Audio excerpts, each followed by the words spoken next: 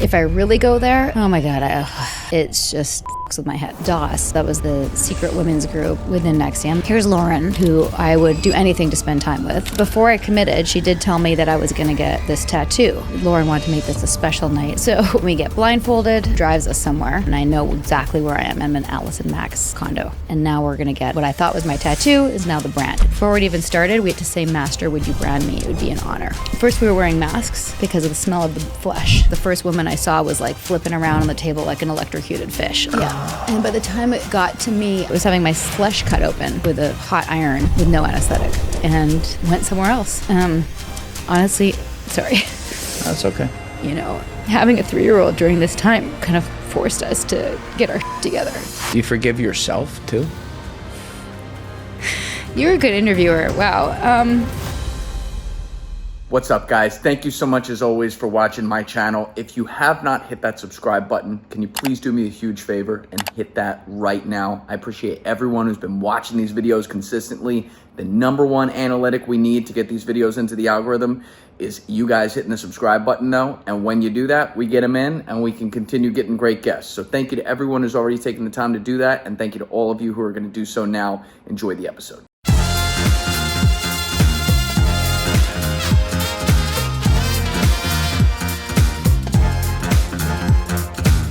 So you are deep inside this organization, NXIVM, which you believe to be an executive, betterment and recruiting program. Mm-hmm. You're a great recruiter for this guy, Keith Raniere, who claims to be a celibate monk. Mm-hmm. Obviously, we know that is not the truth at all, mm-hmm. but he's this, in a way, sadistic, sociopathic leader who is using this organization as a front to basically recruit his harem and then hide it behind some of the men that he would recruit as well. They didn't really give a fuck about. Mm-hmm. And you don't know any of that from behind there.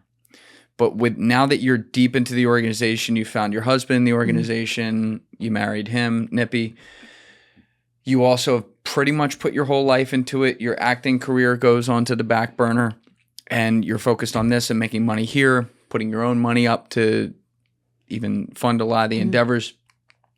I would imagine most of your relationships at this point on a day-to-day, friendship-wise, and who you confide in are all people involved with the organization. Mm-hmm. So we've talked about Mark Vicente, and we can get deeper into that as well, but who were these other people? Who were, some of your girlfriends in the organization? And do you think those relationships had any normalcy to them whatsoever? The ones that were most normal were the people that I knew before. So my girlfriends that were acting friends of mine that I brought with me and then we did it together. Oh, they came in. They came in and then I'm still friends with some of them. Those are the most normal. But generally when you have a ranking system with your friendship, it's not healthy. Right. Even with Mark and I, even though we were friends and business partners, he's still above me. Yeah. So there's a power differential there. And there were times even with my girlfriends that I was close to, they didn't really know how I really felt if I had a problem. Because I couldn't communicate that because it wouldn't have been appropriate. It wouldn't have been for the power dynamics. Yeah. I couldn't say I'm not happy with something because as far as everyone was concerned, this is the best thing ever. So if I couldn't be I'm not getting paid. That would have been, I could have been in major trouble for expressing a negative sentiment. But you were, who was the Smallville actress, Mack? Allison Mack. Allison Mack. Yeah. Was she above you? No, I was above her. You were above her. Yeah, which is also weird because when they started that acting program, she was the teacher of it. So now she was my teacher, teaching me. And I just didn't, I was like. Oh, they started the acting program too. So Keith gave her that golden ticket, right? Similarly, by the way, just to backtrack for a second, Nancy got given that, the rank of proctor, prefect. So Vanguard and prefect. Prefect Nancy means Salzman. Head of the school. That's her, everything she'd ever wanted. She gets to have the power. That was her power trip, right? And so he did the same thing for Allison, and in many ways for me too. I get to be the head of my little school, right? So we each got our, this thing that we wanted. And then to answer your question, I had my girlfriends. I had a couple people in the company that I felt close with. So Barbara Jeske was one of them. She's the woman I just showed you that was the one who died of cancer. Died of cancer. She was somebody that I could also confide in, also because she didn't like Claire very much. So I felt like I could be honest with Claire Bronfman. Claire Bronfman. Yeah. And then the other person I was closest to was Lauren Salzman, so Nancy's daughter. So she married us. She was our son's godmother. She was probably the person I would go to the most for like if like Nippy and I were fighting and I needed like, someone to help us. She or Nancy would like, they did this thing called arbitration, which is like mediation, like couples counseling. Very Scientology of them. I know, super Scientology. So she knew like everything that was going on for me, and which is a weird power dynamic also because she's my best friend, but she's also my therapist. She's also the head of education. So if I'm going to get promoted in any she's rank, above you. She's above me. Yeah, she's above me. So if I'm going to like go anything that I'm going to do to grow, she's got to approve. But so you meet her in you didn't know her before the organization. No. Yeah. Looking back on it, obviously, we know she was a part of this cult and did some bad things and all that. When you just look at it on a personal level of when you first met her, obviously she's above you in power dynamics. But looking back on it now, was it a somewhat normal relationship building endeavor, or does it seem dystopian in hindsight? It was a mixture of both. Like Lauren would come to Vancouver and like we'd go get our nails done. Like women do, you know, and we'd shop and go drink matcha and go for a walk on the seawall. And that was very normal, but dystopian in that, I mean, it wasn't honest because she couldn't, as far as I knew, she was single. I didn't know that she was part of, Yeah. So like she couldn't, it was a very one way, like in retrospect, it was like that must have been a very hard relationship for her. She couldn't tell anybody what she was going through, just like she couldn't either. Yeah, she's a part, for people out there, she was a part of Dawson, Keith's whole harem. But would you talk about dating or stuff like that? There was times when I would be like, because we were the same, she was a year older. So, I was having I had a child late, like Nippy and I had Troy when I was 36. Which is not that late for the world, but like, it's later in life. I guess, yeah. And then I had my second child at 42, which is definitely late. Yeah. And she was a year older. And I remember like that being really hard for her because she wanted kids. She wanted kids. Yeah. I didn't ask you that earlier when we were talking. Did you always want kids? Always wanted kids. Always wanted them. Yeah. So when you married Nippy, you're like, we're going to start a family. And there wasn't a thought of like, well, we're in this thing. Maybe we can't. No, 100%. That was something we talked about. Okay. And he's one of 5. And so he like, if we'd started earlier, we probably would have had more. But yeah, that shop's closed. Did there's always adoption. Yeah, that's true. Did having a child, well, obviously it changes you, but did it change any of your perspective on what you were doing for a living? 100%. So having Troy, so that'd be in 2014. Okay. I think was the beginning of the end for me because my values priority shifted again. Values priority. Remember like the hierarchy we talked about earlier? Now my family and being a mom was more important. And so I would choose that. And I missed out on certain things like that I would normally have never missed out on because I had a baby. What did Keith think of that? Well, he had, I don't know if you know this, but he had nicknames for people that were kind of like little digs at their issue. And Lauren, for example, was forlorn because she would be suffering. Like she'd be morose and not happy. And that was his way of being like, you got to get on the path. My son's name's Troy, so he called me Mother of Troy. Oh. And I, at the time, thought it was just kind of like, oh, Mother of Troy. But I think it was his dig. He had all these women around him who were waiting to have his baby. This is what I found out after the fact. I didn't know this then, right? But all the women in his harem that were his spiritual wives were my age, if not a little bit younger, but some were a bit older too, who wanted to have kids. And he had promised them children. But they had to get in line or work their shit or whatever. And Lauren was one of those people. I didn't know this till the trial. That remember people dangled. Yeah. He dangled, Did he ever have kids? Yes. Yeah. So 2 crazy stories. There was one woman who disappeared I don't remember the timeline. It's in the book.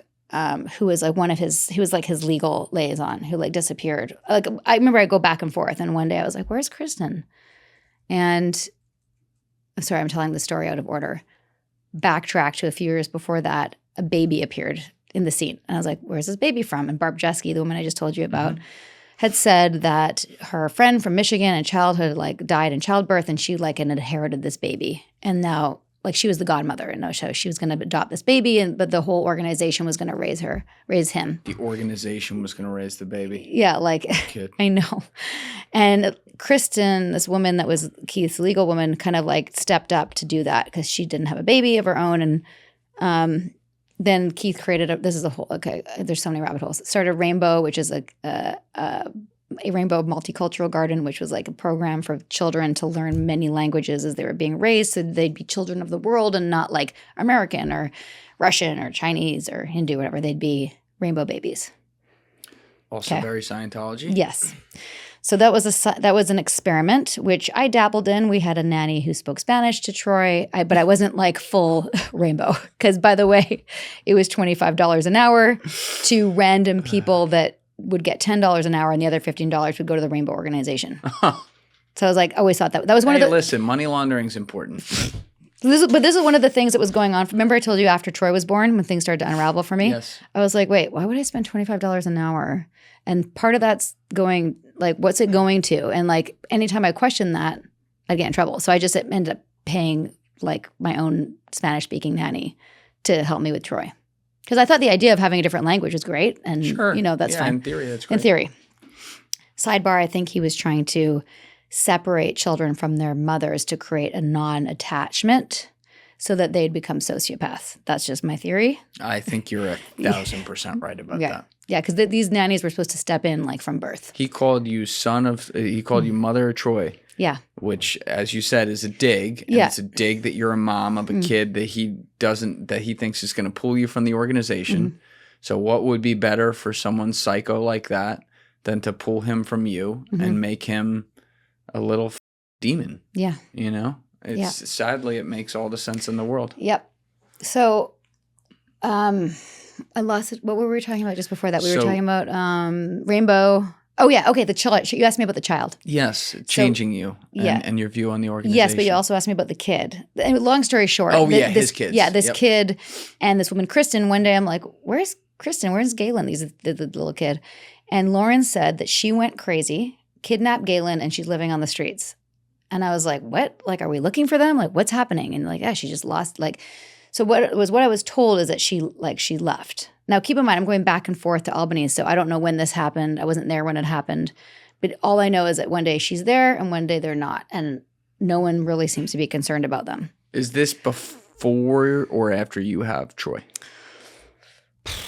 I don't remember. I'd have to look at the timeline. It's around that time, maybe a little bit. I don't remember when Kristen left. Maybe. Because it'd be interesting. Your biological evolutionary instincts have now kicked into gear having a kid of your own. So you're thinking about other kids in relation to safety. 100%. In a way you haven't before, if that were the case. 100%. The end of the year wears everyone down. Long days, short nights, too much caffeine, and somehow, of course, you're still exhausted. If you've been pushing through burnout, it might not just be stress. It could be your sleep. Thankfully, there's GhostBed. GhostBed is a family-run company founded by a team with more than 20 years of mattress-making expertise. They know how to build a bed that's comfortable, durable, and actually helps you recover after long days. Every GhostBed mattress is made with premium materials, proven cooling technology, and their exclusive ProCore layer, a targeted support system that reinforces the center of the mattress where your body's the heaviest. It helps keep your spine aligned and your back supported so you wake up ready to take on whatever's next. And if you're a hot sleeper, GhostBed's cooling materials help regulate your temperature automatically, keeping you comfortable all night long. Every GhostBed mattress comes with a 101-night sleep trial and a 20 to 25-year warranty. Furthermore, shipping is fast and free, with most orders arriving in 2 to 5 days. Right now, during GhostBed's holiday sale, you can get 25% off site-wide for a limited time. Just go to ghostbed.com/Julian, that link is in my description below,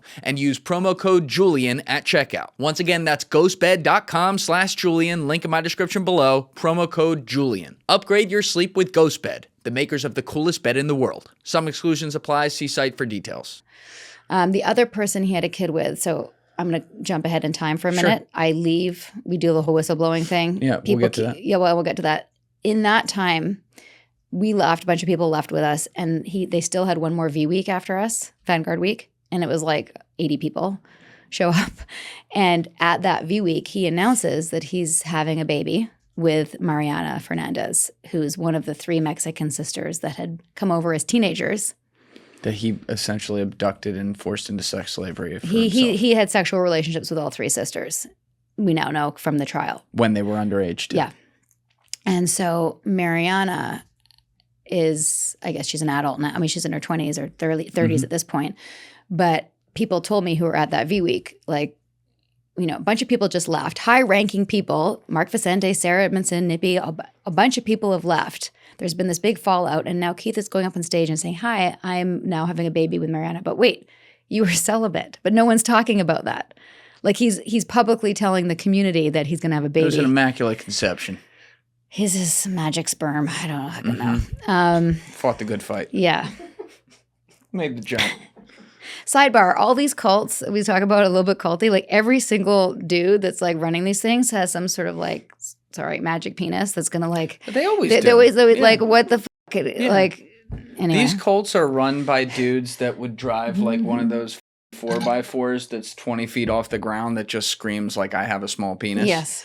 And so it would make sense that they have to show off some form of their endowment or above you endowment to, you know, compromise or whatever it is for their lack of endowment. I would imagine, right? Mm-hmm. Yeah. Apparently, did that testimony ever come out? Well, where they talked about him in that way? Apparently, he was a hard time keeping it up. That's what we found out. Sorry to hear that, Keith. Yeah. There's a pill for that if you need it, buddy. That's all right. Oh God, I'm still afraid. He deserves it. It's okay. Yeah. I'm fully aware that there's like so much more to cover of how like in the last few years, and I'm trying to figure out how to like pace myself about what we can. We just just we'll go step by step. It's all right. Don't worry about it. All right. I'll be the one. You decide. I just have to say, like, you know, most people book me like if I'm doing an interview, it's like an hour, and like this last chunk of how I wake up and how I get out and everything is so complicated. Yes. There's so many things like this happened, but to understand how that happened, you have to understand what was taught to us like 8 years before, and like how the curriculum and how the indoctrination set up this to make it okay for me to do this. And it's like it sometimes it hurts my brain to try to have to like set it all up. So I just have to say up front, like it's very complex, and it's 12 years of you call it brainwashing, indoctrination, the same thing really. Yep. That led to it, and it's, you know, one of the reasons why I wrote Scarred is so that it would be on paper if people wanted to go through the whole progression. So I'll handle as much as I can, but I'm also aware of it being like daunting a little bit. You know what I mean? Yeah, absolutely. I want you to feel comfortable talking about what you want to talk about, and I'm sure everyone out there understands it's an unfathomable situation that you were brave enough to be able to break out of the chains of, and there's a lot of people you've even laid it out today who are still in the chains of that brainwashing. So kudos to you for being able to do that, and also save a lot of people, help get them out, help stop people from ever joining that at NXIVM or an organization like it. So I know you get really, and I understand this, concerned with having every detail right and making sure people understand all the context, but like there's some blanks people can fill in too. Yeah. So don't, if we miss some stuff, you also, as you said, we'll have the link to Scarred down below, the book where you lay this all out perfectly so that if people want to get every single step, it'll be in there. But like, this is just a conversation. So don't worry about it at all. Thanks. But we got into this because we were talking about how when you had Troy, that's where the mask shifted. Comes off a little bit. Yeah. Now, what was that? What were some of the main things that kind of came off for you there? Well, I just, you know, I was a mother, and it was way more meaningful to do that, to be a mother and to be with him and to raise him. And, you know, it's ironically one of the sort of tenets of NXIVM was this concept of an inner deficiency, which we inner deficiency. Yeah, we haven't talked about that yet, but basically what it was that, and other modalities and other sort of religions and groups or whatever have their own version of this, is that everyone feels like this void and this hole, and they're trying to fill it with external things. Like Buddhism would say nothing from the outside fills the hole. Like that's right. You know. So something like even wanting a baby was an example of me trying to fill the inner deficiency, right? Which is a very, very cruel thing to do to somebody who wants to be a mother. The cruelest. The cruelest. And that was 100% done to the other women who wanted it. And like, well, you got to evolve your attachment to it in order to get it. And I remember even being in a training before I had Troy and someone being like, well, what if you never have a baby? Like try to push on my non-integrated fixation, right? My desire to have a child. And again, like I said earlier, I always took the good with the bad. I took what I wanted from it and was like, I'm still gonna have a baby. Like you're not gonna take. But also the back of my mind is like, is this just an attachment? So me getting married to Nippy and having a baby, I even heard from people who stayed longer than me. Nancy told people, well, of course she's not fully committed. Her deficiency was filled with getting married to Nippy and having Troy, like as if that made me go off the path because I just got my deficiency filled. Like in that world, that was me taking the happy path versus the joy path.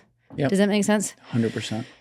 So it's so fucked up. Yeah, it's completely fucked up. And every cult, by the way, has its version of that. Like you're not really committed, you're not doing the work because you're like having something in religious cults. It's like ungodly to pursue these materialistic pursuits and things like that. Yeah, it's kind of like with a parasite, they need your blood, right? So if you decide, not that this scientifically makes sense, but bear with me. If you decide to flow your blood somewhere else, the parasite's going, no, don't do that. I need it.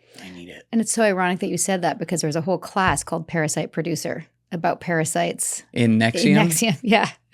You just nailed it. They were out in front of everything. Oh, yeah. You wanted to be a producer, not a parasite. Parasite was dependent on other people, and you were trying to develop your producer strategies and create more than you were taking. And so don't be dependent on people who exist outside of here because they can't possibly understand. But the understanding there is that you have to be dependent on what's here. But that's not parasitic at all. No, because we can't be a parasite because we're teaching you about it. Exactly. No, I didn't see till I left just how freaking, I mean, we were so dependent on everything in the organization, and some people more than others. I think that's actually in this book, or maybe it's the next one, where I remember when I invited Mack to our wedding, and she's like, let me check with Keith.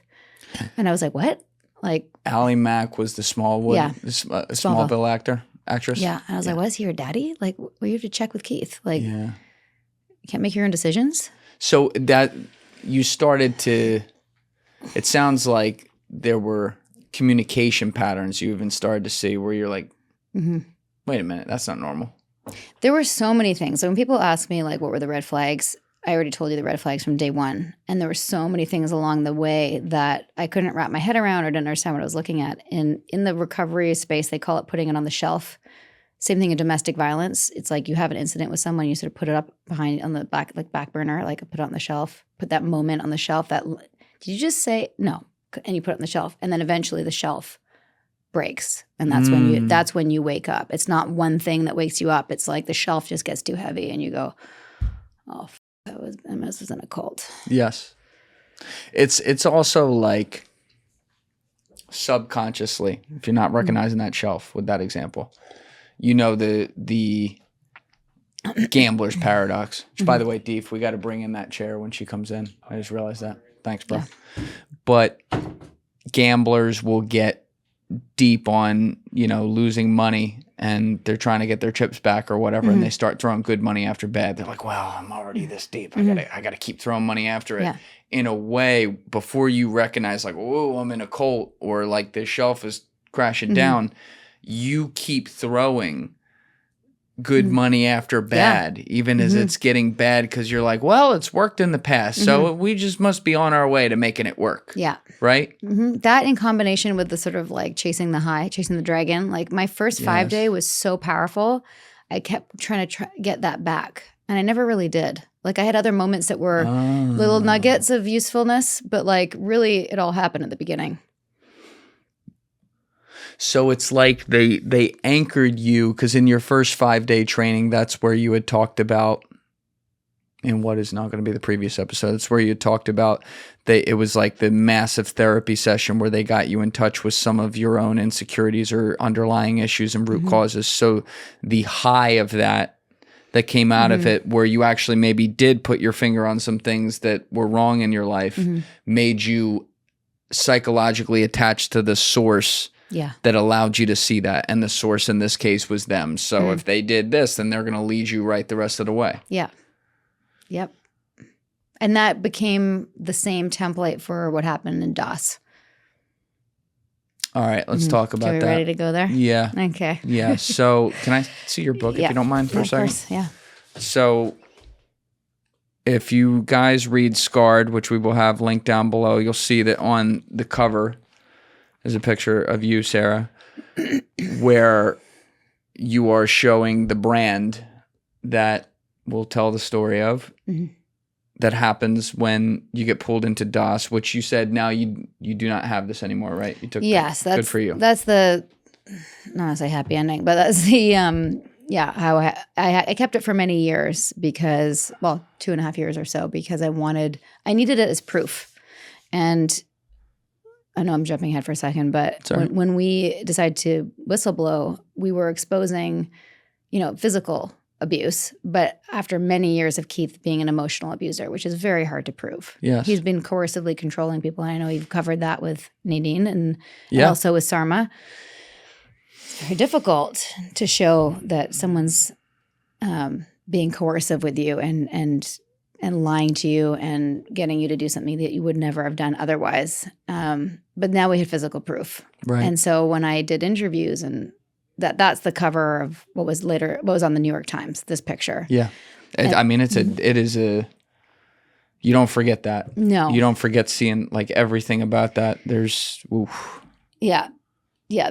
That's what and then when I, from New York Times, I did like 2020 and I did Dr. Oz and I was like doing everything I could to stop NXIVM from growing and doing everything that I could to free the slaves, essentially. So I needed it as proof. I didn't show it on camera, but like I would be interviewed and be like, I need to show you this so you can see it. And especially the women, they'd be like horrified. Yeah. Yeah. It's, I remember in the Vow when you told that story, I remember that episode and we'll go through it, but what was I thinking of there? God damn it. There was a parallel I was thinking of when I saw that was like so.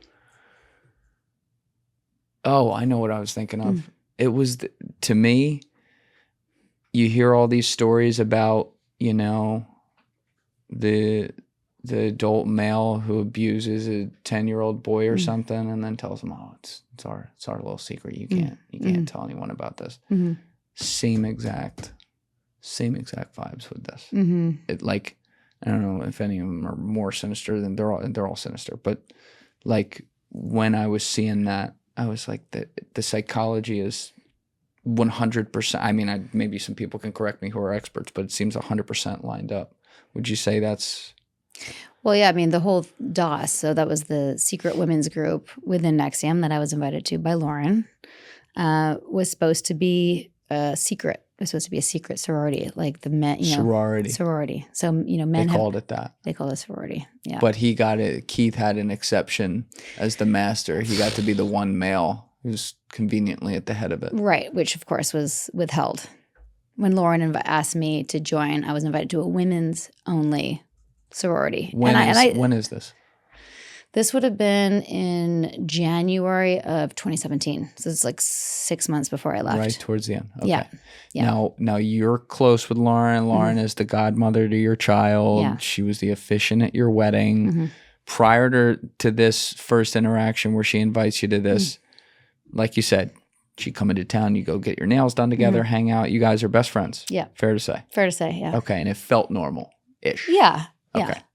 Except I didn't know much about her personal life, but she knew everything about my personal life. So she would, I'd asked you that, like, would you ask about dating? And she'd say a little bit here and there, but she'd get you off it, basically. Yeah. And where things were probably more equal is like, she would help me with certain things emotionally. I've always been, you can see by my healthy snacks, I'm the health nerd, right? And so I'd come into her house and be like, you need to get on adaptogens and let's get you, I was always helping her with her, like, that's where it was maybe a little bit more balanced. I didn't know about her romantic life, but like, good friendship is not just one way. So that's where it kind of was more even. But she was somebody. I had no secrets from her. She knew everything that was going on for me. So that was another theme in the vow with multiple women, including Lauren, where it'd be like, oh, they would lose like a lot of weight and suddenly get rail skinny, and I guess it was all for trying to appeal to Keith because they were part of this organization. Yeah, they wanted so Lauren and I are like the exact same height, and I'm approximately 120 pounds. She was 100 pounds, so 20 pounds smaller than I am right now when I left, and it's very, very thin, and and most I was very thin too when I was at NXIVM because I wasn't following that diet, but it's just sort of like that was the aesthetic. I was probably like 110, 112 pounds most of my time there. Was her mother, Nancy, was she married? No, she was divorced. Interesting. Yeah. How young was Lauren when she got divorced? I want to say teenager, but I don't remember exact when. But Lauren got pulled into NXIVM at the age of like 18. She was very young. Right. Younger than I was. Yeah, ripe for super ripe being taken. And not only that, got a job with NXIVM at 18. Around the time that she started, like she started working for like being a coach, and got a job in NXIVM right away. Was her mother aware that she was in the sorority? No, she was not. No, Nancy was not aware of DOS until we blew it up. No, that's fascinating. Yeah, and at some point she became aware because we were calling it out, and then Keith convinced her that it wasn't a problem, and then the FBI got involved, and she was aware there was a problem. Then it's a problem. Okay. Yeah, but keep in mind, like both Nancy and Lauren were with Keith at different times. Like he was mother-daughtering it. Keith was with Nancy at some point. He was with Nancy? Yeah, in the early days. Yeah, I'll leave that one there. Yeah, just allegedly. No way to prove that. Allegedly. You know the saying, "Look good, feel good." Problem is, most dress clothes only check one of those boxes. We may look good once we put it all on, but everything feels cramped in all the wrong places. It's coming out on the sides a little bit, and it's just very annoying overall. But that's why there's Mizzen & Main, a company of which I'm a huge fan. Mizzen & Main makes classic menswear with performance fabrics, so it's effortless to look sharp and feel great. They invented their performance fabric dress shirt over 10 years ago. And since then, they've perfected it with modern fabrics. Mizzen & Main shirts and pants look refined, yet they're stretchy, lightweight, moisture wicking, wrinkle resistant, and completely machine washable. Yeah, that means no ironing or dry cleaning. When you put their clothes on, you're gonna feel the difference instantly. Professional style that's actually comfortable, whether you're in the office, on the road, or even out on the golf course. It's a timeless style you can invest in once and enjoy for years. That's why thousands of guys swear by Mizzen & Main when they wanna look great without the hassle. Right now, Mizzen & Main is offering our listeners 20% off your first order at mizzenandmain.com. That link is in my description below, using promo code Julian20 at checkout. That's Mizzen, spelled M-I-Z-Z-E-N, and Main, M-A-I-N.com. And once again, make sure you use promo code Julian20 for 20% off. mizzenandmain.com, promo code Julian20. Or, if you want to shop in person, you can find Mizzen & Main stores in select states. But please don't do that. Use our code if you love me. Yeah. Okay. So, I don't know if that protects us. Yeah, I guess he didn't have preferences, but okay. Yeah. So, that was a curveball. No, it's all good. But she texts you. Was it a text? No, it was initially? in person. It was in person in January 2017. Oh, God, I haven't told this story in so long. She came to Vancouver to do a training, and this is just after Pam died. So this was Pam Kafer. It's the second cancer. Turbo cancer. Turbo cancer, yeah. This was in, that funeral was in like January of 2017. Lauren comes out to Vancouver. She's literally sleeping on my couch because she could have afforded to stay in a hotel, but she wanted to like hang out and like be close. And she said she had something she wanted to ask me. She was really excited, a bit nervous about it. I actually thought that I was getting I was going to be in trouble for something. I thought I was getting feedback because that's often what would happen. Like, so if a higher up said they wanted to talk to you, it was like, uh-oh, what did I do wrong? What do I have to do to fix it? We had to fill out, if we screwed up, we had to fill out a breach form. A breach form? Yeah. Same as Scientology, by the way, different name. They called it a different form. I forget what it's called now, but yeah, fill out a breach form. Like, this was my breach. I said I was going to do this, and I did this instead. This is how I'm going to fix this is how my breach affects all of humanity. I'm going to fix it by doing this. I know. Red flags. I know. Flying. Red flag. Yeah. Yeah. Okay. So yeah, so she wanted to invite me to something. I literally have not told the story in years, so I'm gonna butcher it. It's all in the book. But basically, the first question she asked me is, how committed are you to to your growth? To your growth. To my Turns growth. it on you again. Yeah. Right. 100%. Always committed. Yeah. Yeah. I'm green sash. Now, keep in mind, Troy would have been almost 3, and I was pulling back, and I was in terms of my growth and the stripe path. I hadn't been promoted since becoming a green sash, so I was feeling kind of like stagnating in my growth. Here's Lauren, who I would do anything to spend time with because I really admire her and respect her, saying, asking me these questions. So like, where is this leading? And she says, what are you willing to do for your growth? I'm like, well, anything. Great. And she invites me. You use that word, anything. Yeah, something like that. Like, but like within reason. Yeah. Like a normal person. Like a normal person. Yeah. What did she say to me next?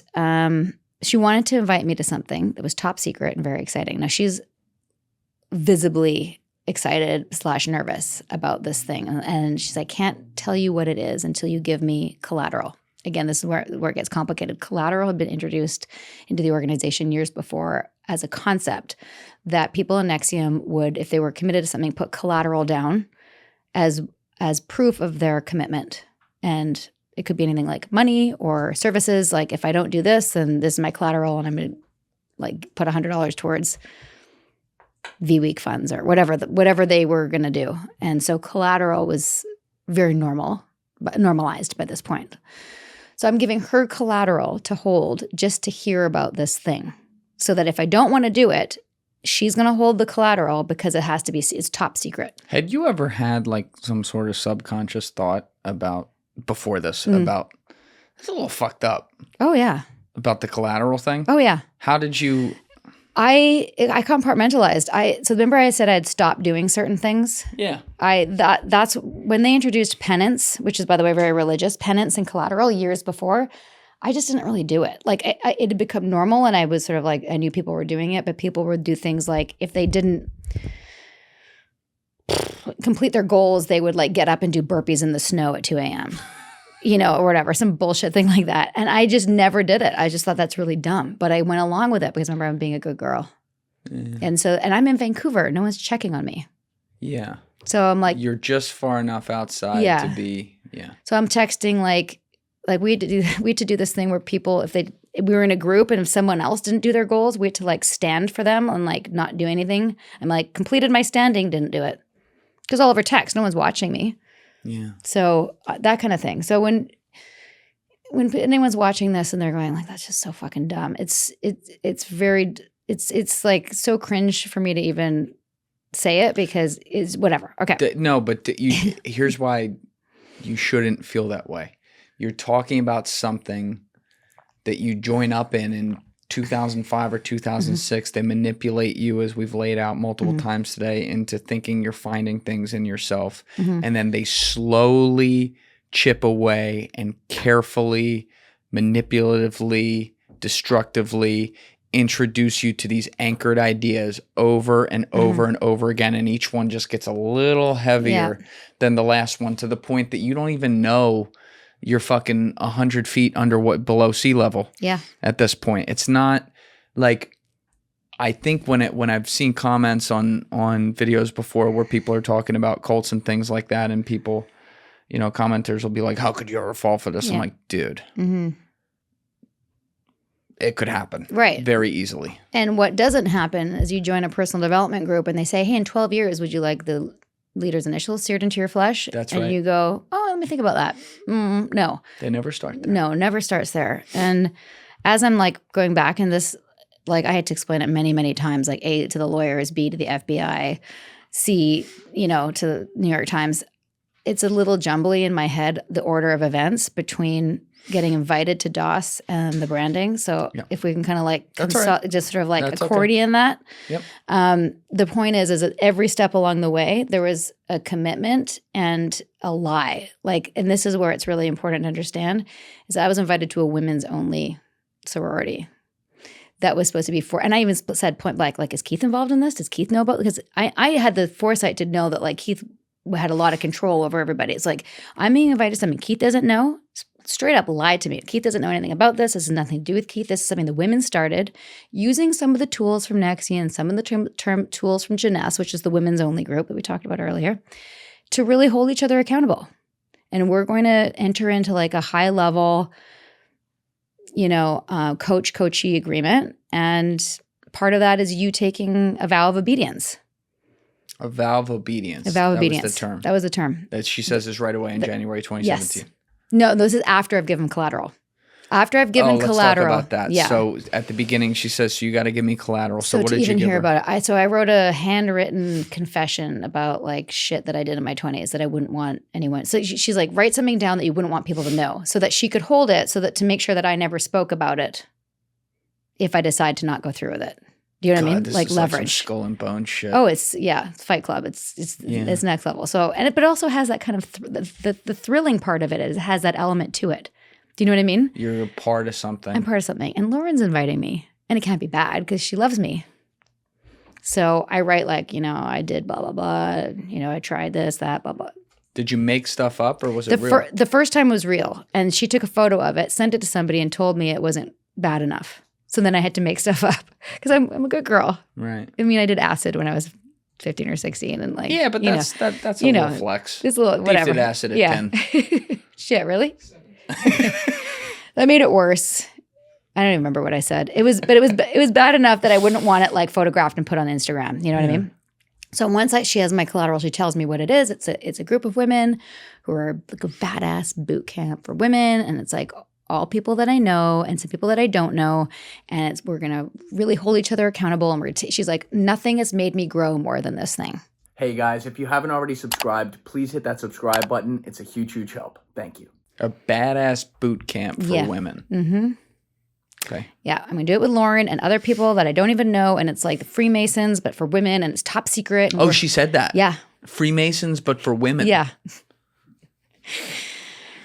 Yeah. I ain't gonna lie, Sarah, I've been out right there. And like, you can take that fucking third eye, shove it right up your ass. Unfortunately, I didn't know much about the Freemasons at the time, so I don't know much more now. You do now. I do now. Okay. And take a vow of obedience, but like, I'm like, wait, so what if you tell me to rob a bank? No, she's like, Sarah, it's for your growth. Like, I'm going to tell you to like, do X, Y, and Z towards your goals. And it's going to be all for you. But like, now you're accountable because like, I'm here to guide you through it. And really what I wanted is her guidance. Like to have somebody like Nancy or Lauren work with you individually in that setting was like, it's like having your, someone you really look up to. But you didn't know Nancy's not involved. I knew Nancy wasn't involved. Right. Yeah, because she said, but I'm saying having someone like Lauren. Yeah. Like I was always, figure speech. I was always trying to get their time. Like if they were going to spend time with you and help you work through something, it was like, yes. You felt drawn to Yeah. them. Oh yeah. It was, I mean, they were, for better or for worse, they were both really good at the methodology. Like if I was struggling with something, I would spend an hour with them and it'd be better. She was a therapist. Like that's what they both were to me. What do you think she would do? Is it just like they were so good at mirroring what you said and bouncing it back to you to make you feel better about yourself? No, it was usually, it depended on what it was, but usually it was like getting to the core issue behind like, usually it was something childhood related. It's basically therapy. Like what was the core wound, or like what was I making it mean? Or even remember talking about options. Sometimes a therapy session in that context would be like seeing new options you'd never seen before, which made me feel better.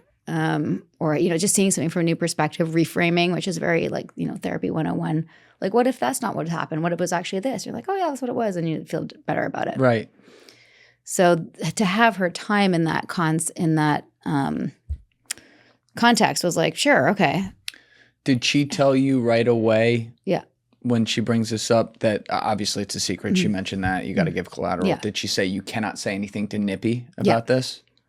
Mm-hmm. So you had to keep it from your own husband. Keep it from my own husband. Was this the fucking CIA? I mean, pretty Jesus much. Christ. Yeah. so that this is also part of like the debate trying to divide us, create a division between us. Because your relationship is unhealthy for the organization. Oh, yeah. 100% unhealthy. And he's not as committed as you. No. And also, as we find out later, Keith wanted me for his harem. Yeah. Yeah. So so you found out later that he had specifically said he wanted you recruited into it. Well, yeah. And it was revealed in the trial that Keith was very happy when he found out that I had taken the vow of obedience and I had agreed. So there was the first collateral to hear about it, and then there was the second collateral to be fully in. Okay. And was that also in January 2017? Yes, it was by the end right of away. it was like 5 days later, because she told me at the beginning, gave me 5 days to think. I was thinking about it. I felt like sick to my stomach. You felt sick to your stomach? Oh yeah, I was super nauseous about it. And to her, she's like, that means you're doing it right. It has to feel that way. That means that like it has to be that. I know, just total twist.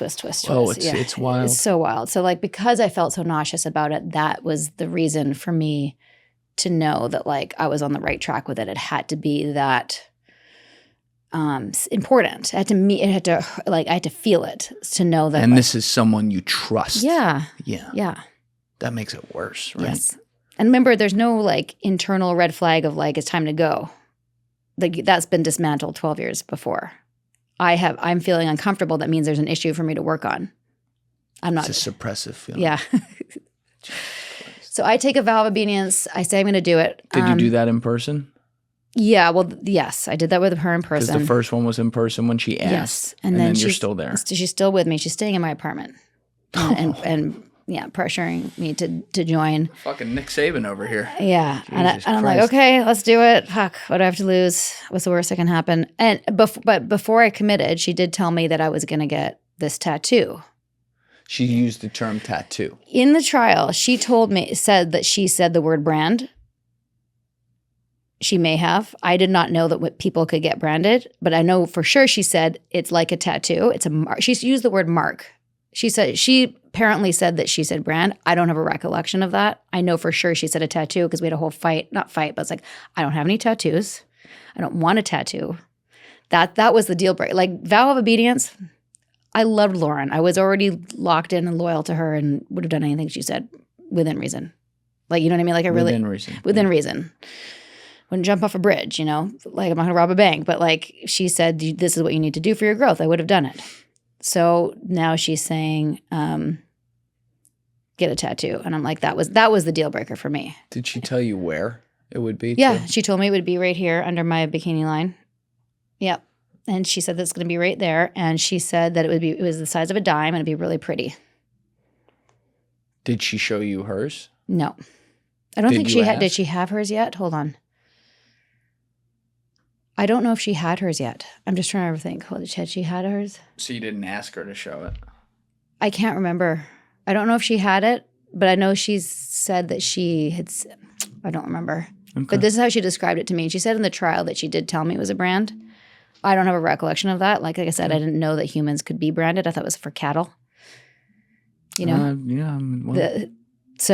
But my sticking point was tattoo. And so she did a whole EM with me about like, what am I making it mean? I'm like, well, it's a mark on my body. I don't want a mark on my body. Well, what if it's a commitment to your growth? What it's a symbol for your like.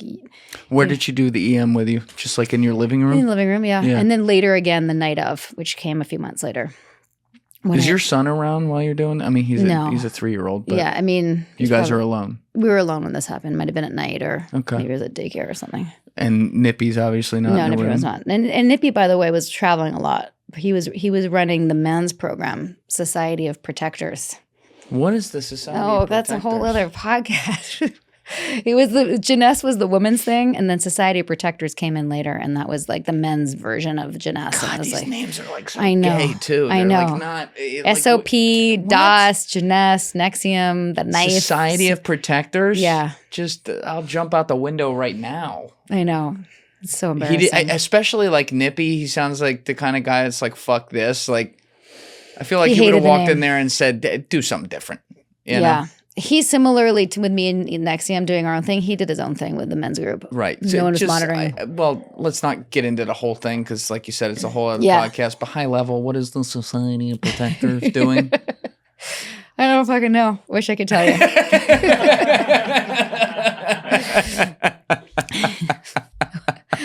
It's just for men. They were just doing things. I mean, similarly to how we gathered as women and like would talk about stuff, they talked about men's stuff, and they had what's called bullshit sessions. Bullshit sessions. Yeah, that I do know. So like if someone came and said like, hey, this is going on in my life, then people were like, well, that's bullshit. Like basically for forcing people to take accountability for their, like, it's all about personal responsibility, which is something we didn't cover at the beginning. NXIVM was all about like, you're not a victim in your life. Something happens, you're authored the master of your ship. Yes, you're the master of your ship. You've authored it in some way. If something fucks up in your life, you either had expectations that were off, or you missed certain things that you didn't want to see. But, like there's always like I could take this whole situation and do it for me right now. Like, how did I cause being branded? How is this on me? How is this my fault? I'm not a victim.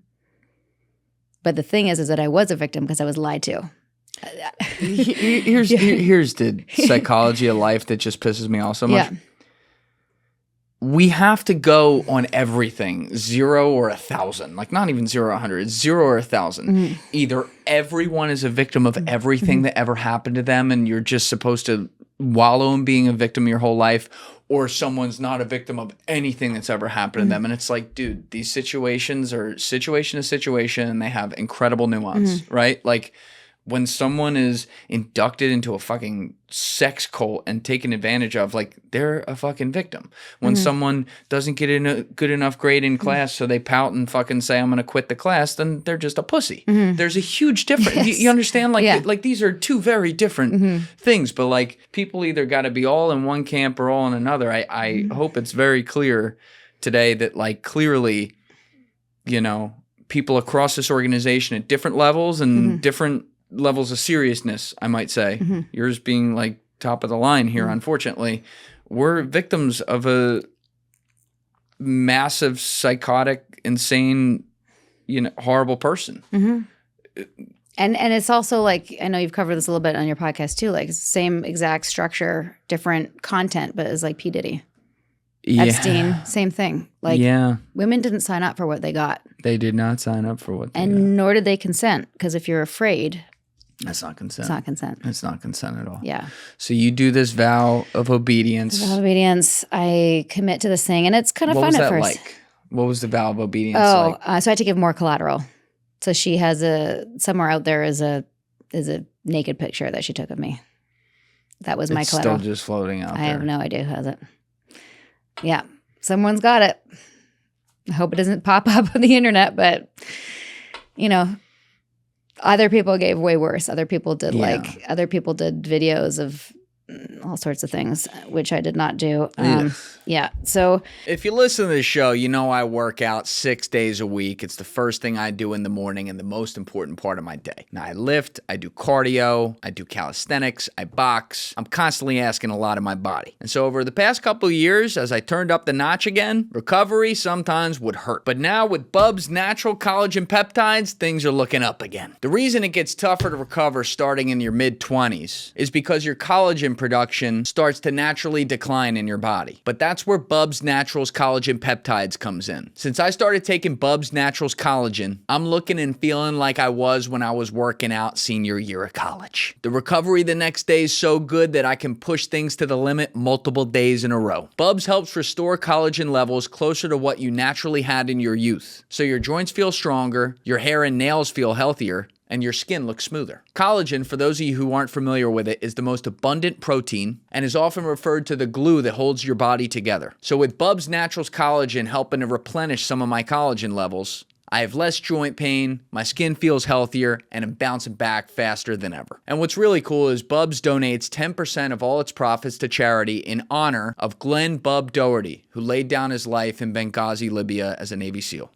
and who, as you might imagine, is the genesis of the name of the company. So live better for longer. For a limited time only, our listeners are going to get 20% off at Bubs Naturals by using code Julian at checkout. The link is in my description below. Just head to bubsnaturals.com and use code Julian, and you're all set. After you purchase, they're going to ask you where you heard about them. Please support our show and tell them I sent you. Yeah, if you think about that, we're all giving collateral for Keith's spank bank is what we're doing. Yeah. Yeah, that's where that's going. But we don't know that at the time. Right. Cut to, that was January. March, I go out there for my initiation and to meet my sisters. Quick question. Yeah.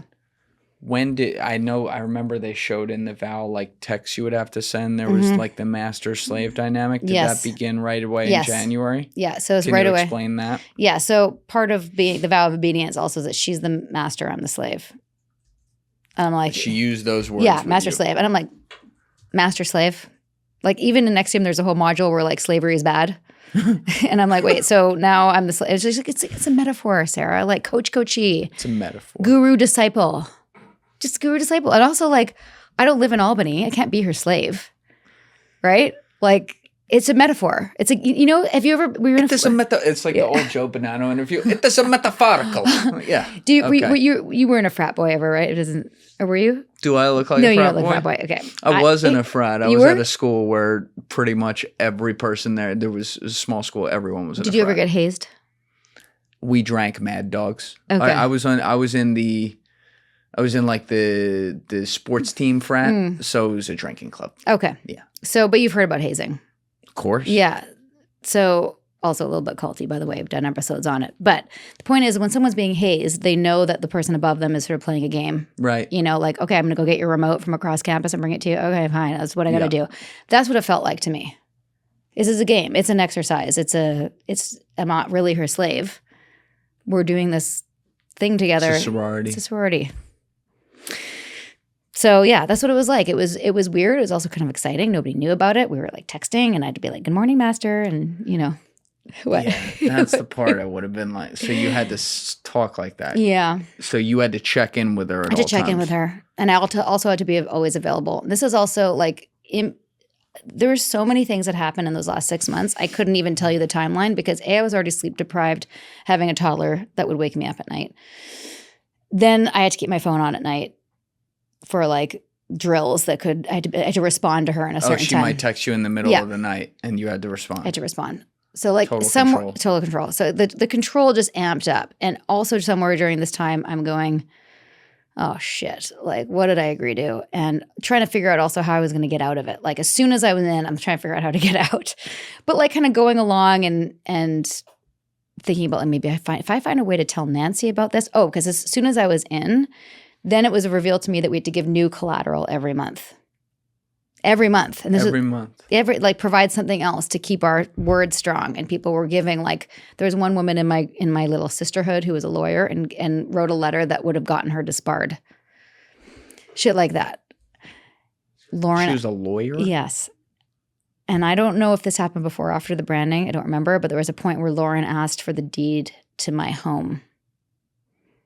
And I was like, okay. And never, ever actually like took steps to do it, but was like, yeah, I'm talking to my lawyer. I'm trying to figure out how to do that. Like I don't have the deed to my home, just as collateral, just for her to hold. So like I'm in it, but also like kind of going along with it, trying to figure out how to extricate myself from it. And like, you know, I'm in Vancouver. So I'm not like, no one's really watching me. I can kind of get away with not being fully in it. You're in some ways, because of your physical lack of proximity, you're finding loopholes to dissociate yourself from the very clear red flags flying at all times. Yes. And keep in mind that there are women who were in my boat who lived in Albany, who lived in the same complex as Keith and Nancy and Lauren. Like their level of fight or flight and hypervigilance from this time period must have been through the fucking roof because they were like, can you imagine? Like, that's why you don't hear from them. Oh, yeah. You know what I mean? Like, I'm probably one of the only ones who can talk about it because I don't have the same shame wrapped up in it. Like, it's embarrassing, but it's not the same shame. You know what I mean? No, it's like I'm trying to possibly understand it. Yeah. It's not possible. I know. It's so crazy. Mm-hmm. But like you're texting in the middle of the night. Mm-hmm. Did Nippy ever see you texting? No, my God, Nippy was so. This is when Does Nippy. You think you're texting Jake from State Farm? No. Like, what's the deal? What Lauren helped me explain to him, because I'm like, I was one of the few married women, right? So I had to get him on board, and she's like, tell him that you're doing something with your women friends from Jeunesse, and it's like. SOP had their own version of the texting and the drills and stuff. So that was called readiness drills. That's where that came from. SOP was doing it too. You had to be available and respond. I was like, are you ready to do what? I don't fucking know. So I was like, I'm doing that with my women friends. We're like committing to our. So he knew that I was doing something with Lauren and my women friends from Jeunesse, but he didn't really know what. But he was irritated because I was like, we had phones off at night. Now we don't have phones off at night. He's like, this isn't cool, bro. Yeah. He didn't say bro then. That was more recent. He's cultured now. Yeah. He left there and got cultured. Bruh. I live with 3 boys. It's a bruh. Good for him. Yep.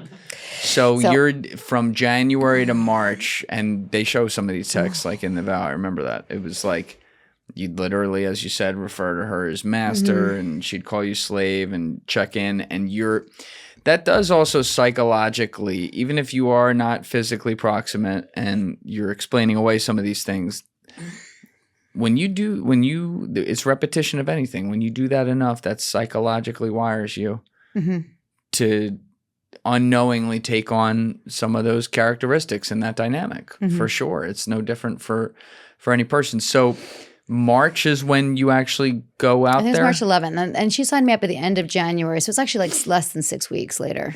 Okay. And so she says, fly out here to Albany. We had a training that the whole organization was doing. It was a Jeunesse. There was Jeunesse for women, and there was SOP for men. And then there was a Jeunesse track that was like for relationships the men and women were doing together.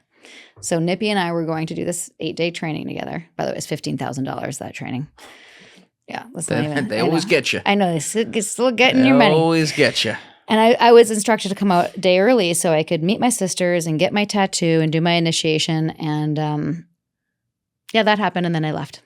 Just kidding. Okay. Yeah. We got to actually go and do it. Nippy doesn't know anything about what this is. Nippy actually dropped me off at Lauren's house I told him it was a potluck, which we did have a potluck first. We had a potluck. You didn't mention anything about a tattoo or anything like that? No. We were having dinner with my girlfriends, and I would take an Uber back when I was done. Oh, do I have to tell this whole story? You don't have to. Seriously. I'm going to tell you the abridged version. Or what do you want to know? I mean, I want to know what happened, but you don't have. I'm serious. You don't have to. It's whatever you're comfortable with. It's been a while. Hold on a second. I have to pee again. I'm so sorry. No problem. We'll be right back, and then we're going to do this. Okay, we're back. So, like I said, wherever you're comfortable going with this, go. Wherever you're not, no problem at all. Thank you. But the branding, as you Thank said. you. And so what I've realized, so I'm 8 years out, what I've realized is, even though I have a podcast, I've done all these interviews, talking about like the details of the night still trigger like a kind of PTSD response. Yeah. So to really go there and walk through all the steps and to relive it is traumatic. And at the same time, I want people to know so they understand the whole story. If I really go there, then I'm going to just break down, and I don't want to do that. So I have to it's almost like I have to tell the story from a more surface, sort of like eagle view. Do you know what I mean? Yeah. When I really settle into what happened, it's just fucks with my head.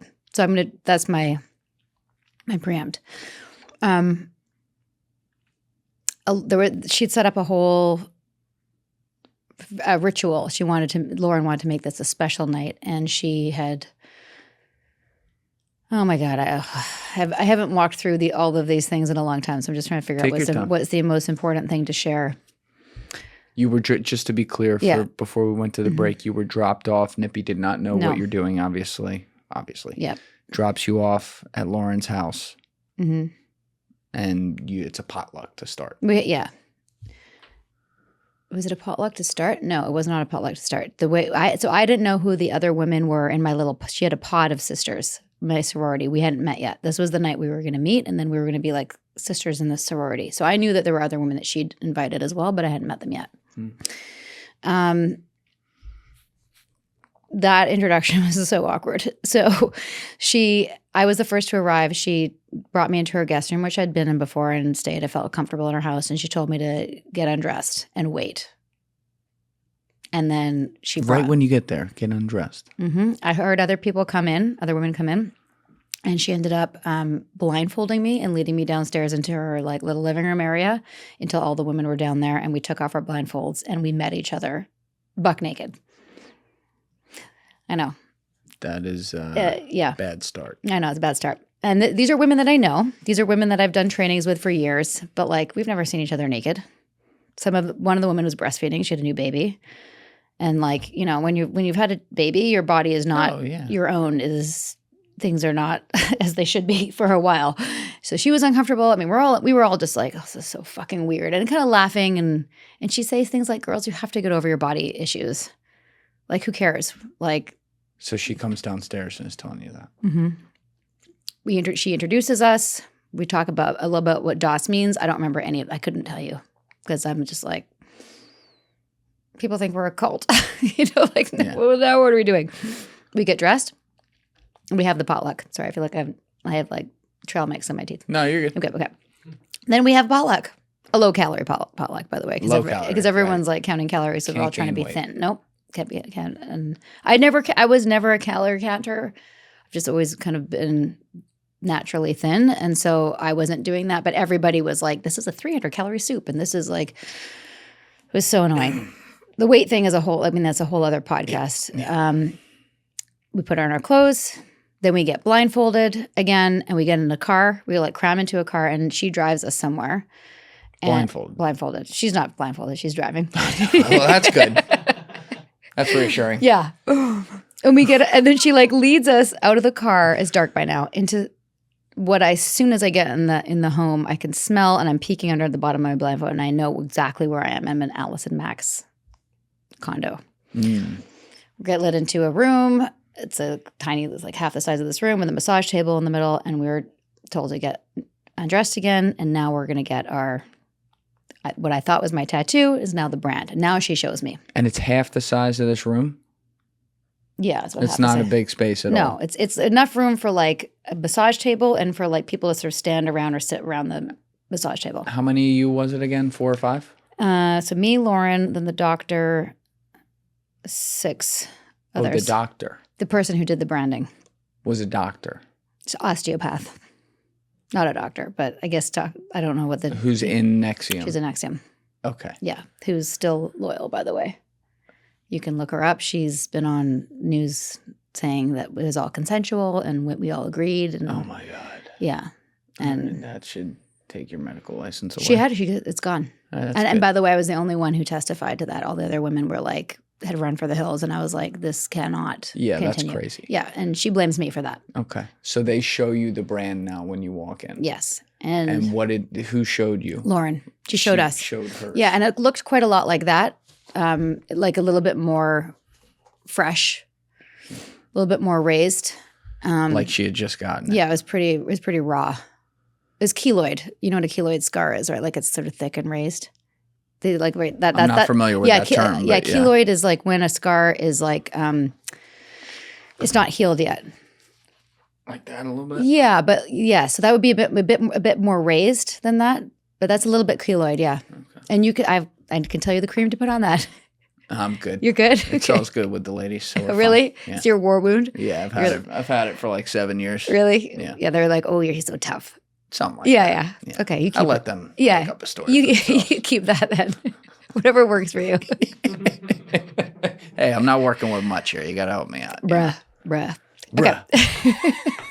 But what was your reaction when you see that this ain't a tattoo? That's not a dime size. I don't want that. Oh, she had told you dime size? Yeah. It's like 2 inches by 2 inches. It's huge. A lot of things happened in this short period of time. Like, I know I pulled her aside at one point. I'm like, Lauren, I do not want this on my body. And she's like, you're the only green sash in this room. And you made a commitment. Do you feel like when she says something like that to you, because you look at it seriously, like friend to friend, you're like, it's awkward. You're taking off a blindfold naked in a room. So it's already weird. But now it's like, all right, let's cut the shit. Like, Yeah. I don't want this. And then she looks at you, I'm assuming with some sort of like Authority. 1,000-yard stare Yeah. mixed with authority, and says, you're a green sash. You And- have to do this. Did it feel like she was a robot? A little bit. Yeah. Yeah.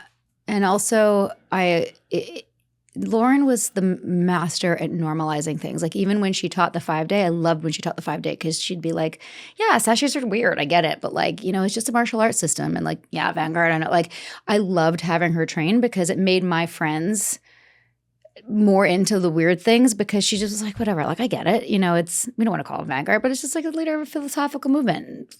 You know, we call it the judge, your honor. It's the same thing. You wrap the weird in nonchalance. Yeah, and she was really good at that. And so there were a lot of things stacked against me in the moment. One is that I was the highest ranking person in that room. So even though this was supposed to be unrelated to NXIVM, of all the women there, I was, other than Lauren, I was the highest rank. My promotion's on the line, like me going up the rank. My collateral's on the line. Remember, I've taken a vow of obedience. Yep. So that's the proverbial like gun to my head. It's being blackmailed. I've taken a vow of obedience. That means she's telling me I get branded. I need to get branded. We also have all these years of indoctrination. Jeunesse, part of the curriculum was like women don't know how to keep a commitment. Even when we're married, we're like, we can always get a divorce. So there's all these very terrible messaging about women and our ability to stay loyal. Like the worst kind of manipulation. Yeah. Like they're appealing, or that appealing's the wrong word, but they're guilting you for, you know, pseudo-biology. Yeah. And now I'm actually gaslighting myself. I'm going, oh, look at me. I'm doing what we learned about. I'm literally looking for the back door. I said I would commit. I said I'd fucking do it. I got to do it. I said I'd do it. I'm going to do it. So I have her doing it to me. I have me doing it to me. I have the collateral on the line. I have my role in the organization. And I tried to figure out I decided not to go first. I saw somebody else go first. It was fucking horrific. Now I am going to get emotional. It's okay. Yeah. First we were wearing masks because of the smell of the flesh. So there's a cauterizing iron that was dragged across the flesh to create the line. It wasn't a stamp of a brand. Like would have been more humane, like a hot iron in fire on flesh, like they do omegas in the frats. You know about that? Yes. Black fraternity together omega. Oh, I've seen it. Yeah, I've seen it. Malcolm Jenkins had a huge one. Yeah. That would have been more humane. The first woman, it took almost an hour, maybe 45 minutes of taking a cauterizing iron, dragging across the flesh in this symbol that you see here. An hour to do that? Yeah. Oh. And by the time it got to me, I was like, I need to stay as still as fucking possible because the first woman I saw was like flipping around on the table like an electrocuted fish. Like it was horrific. And I was like, if I'm going to get through this, I'm going to stay as still as possible. Like I got this sort of like, I'm going to get it done and I'm going to get it done as quickly as possible. And like I've given birth before. This was the most painful experience of my life. I can do this. I can do it. And that's what I did. I like lay on the table and disassociated and thought about the love for my baby and went somewhere else and like did everything I could to make it bearable. Like I think I even cracked jokes, you know, to ease the weird tension in the room. And meanwhile, Lauren's like looking lovingly at me and like. So looking lovingly at Yeah, you. like you're doing so great. You know, and before it even started, we had to say, Master, would you brand me? It would be an honor. Which cut to later in the trial, Allison Mack had audio footage of her talking to Keith and Keith saying, ask the women, tell them to put their hands over their heads so it looks sort of sacrificial and tell them to ask to be branded so it looks consensual. That was a key piece of evidence in the trial. God.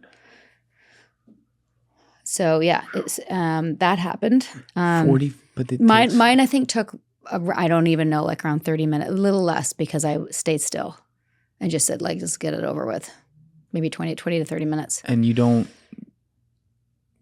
disassociated. I disassociated. So you weren't really. Oh, I felt it. You felt it. Oh, I felt it, but it was. I mean, you probably had never had laser hair removal around your bikini line. I've had it up here, but in very light. Mm-hmm. Ain't nothing. Yeah.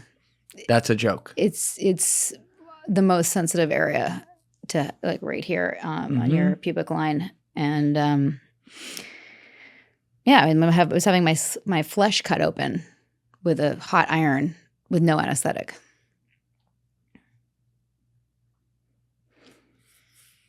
And then when it was done, I felt like the strongest, the endorphins that hit me, and the rush of like feeling so fucking strong that I got through it, and proud of myself that I got through it. And then to be surrounded by these women friends who were like rooting me on.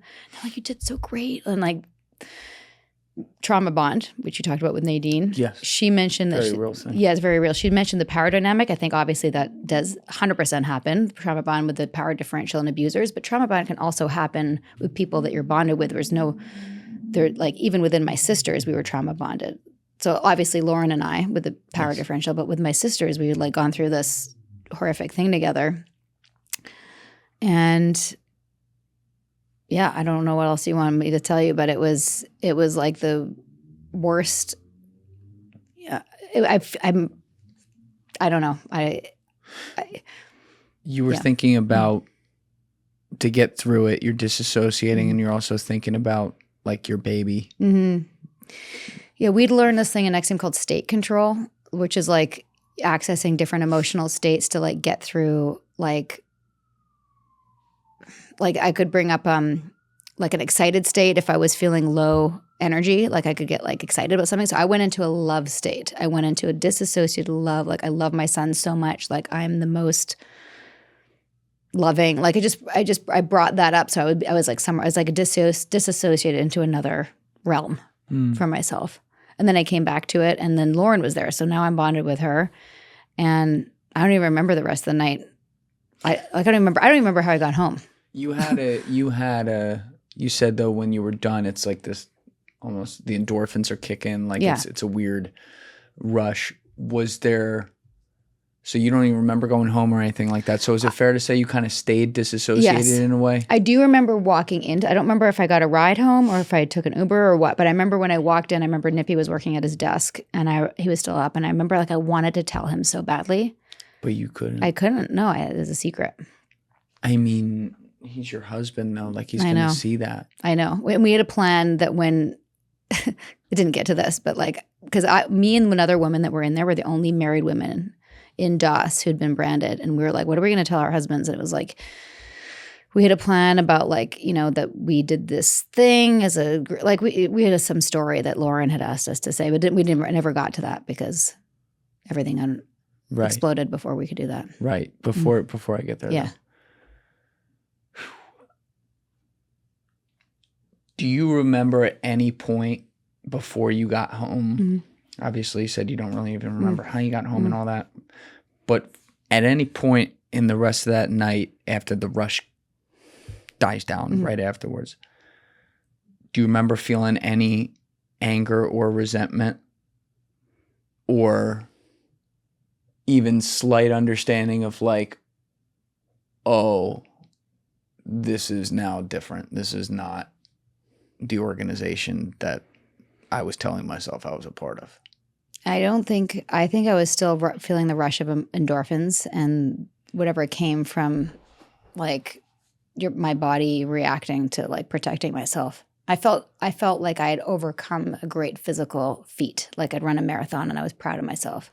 And that, like I knew it was fucked up, but I was like, it's hard for me to go back to that. And it was very shortly thereafter that I was back in Vancouver, and people have told me, like my mom told me and a couple of friends who knew me well were like, there was something so off with you for a while, and they didn't know what it was. And many things happened in that very short period of time after the branding, including Mark Vicente, who had brought me in, was like leaving NXIVM, and this is all in the vow as well. Like if people what was the context there? Did he contact you right when he was doing that? Well, his wife had already left. Bonnie had already left, and I was sent as the green sash to get her like to sign her paperwork, which is basically a gag order. Like, I'm leaving on good terms and I'm not going to say anything negative about NXIVM. And she wouldn't even get back to me about that. Is that before the branding? It was before the branding. And that's what there's phone calls in the vow. We're back and forth with Mark. And I'm like, I just got to get the paperwork. And I'm like, why am I being sent to do this? And I was irritated. And at the same time, super happy for Bonnie that she was like going off to LA and pursuing acting. I was like, good for you. Like, that's what you came here to do. And that was also in the back of my mind. So many people came to NXIVM to work on their goals. And then like everything got usurped for the mission. Right. So I was like, you go, girl. Then Mark was leaving, and this is also around the same time as our lease was up in Vancouver, and like I was looking at other leases, and Mark was going to leave the company, but I'm like, I'm not doing this on my own. And he wouldn't even tell me why he was leaving until I signed an NDA, because he knew that NXIVM was going to come after them, which of course they did. And under his NDA is what he told me what he knew, because he was in Albany. And he's like, there's some women's group here that's like a secret group. He knew more about it than I did. Oh, he had found out about it. He'd found out about it because some women who'd been approached, I guess, had said no and were coming to him for help. And there was somebody that had done it and had gotten the assignment of having to go seduce Keith. And they had found out that the sex was involved. So Mark was telling me about the sex. So this is when I'm like, wait, he's not celibate. And B, I knew about the branding. So this is the first time that we were sharing information. So you still hadn't even, after the branding, you were still, there's a party that's still like, oh, but Keith is celibate. This has nothing to do with him. I didn't know. I had no idea that it's completely naive now to think that he wouldn't have anything to do with it, because since he was in charge of everything. But Lauren lied right to my face. No, Keith, this is something the women are doing with the tools. We need, like Keith created the tools. We're using the tools. The women are just doing it for us. No, the master of all the master of Lauren and the other top line DOS slaves was Keith. Yeah. Which comes out later. Did they, quick side question, because I didn't ask this. What did they tell you this shape was at the time? It was like some bullshit story about Greek or Latin symbol for the elements. Like mountains, valleys, river kind of deal? Yeah, exactly. And but if you turn it to the side, it says KR. Which I didn't, that's what woke me up. So it wasn't the branding that woke me up. It's looking in the mirror and seeing, because it's not, I have to look in the mirror, and that's when I see it's the reverse, the reflection. It's not. Yeah. All right. And that happened a few weeks later, and that's like I can't. And this is where it's a bit fuzzy about what happened first. Like I think Mark and I spoke, and I was like, "Holy fuck!" And then so remember, like Lauren had recruited me. I had recruited my first slave as well into my little organization, which is, by the way, I didn't want to do, but I'd taken a vow of obedience, and she told you to do that? Yes. And when Mark and I spoke, I showed her, I'm like, look, I basically said, we're not doing this anymore. And I showed her the brand, and I broke my vow of secrecy, showed her the brand, and she's the one that pointed out the KR. Wait, the slave. Yeah. All right. So you drew the line, like, I don't want what happened to you to happen to me. Yeah. You're not, like, she hadn't been branded yet. So like, we're not doing this. Like, she was one of my good friends. So you felt safe to confide in her. And I knew that she would be loyal to me and not like tell Keith and Lauren or whatever that I was going to. Why did you know that? Just because she didn't have that connection with them. She trusted me, and she wouldn't throw me under the bus. Had your husband seen it at this point? Not yet. No. So you were just staying clothed around him? Yeah, or like I'd wrap a towel around me. And also he'd been in New York. We was going back and forth for New York. We weren't in the same city that much. And when we were, I either had he couldn't see it under my underwear. Or if I came out of the shower, I'd like wrap a towel and get dressed in another room. Like that wasn't a hard thing to keep from him for that time. But you can't keep it from him forever? Not forever. No, I was planning on telling him forever. I wanted it to heal. I had a bandage on it.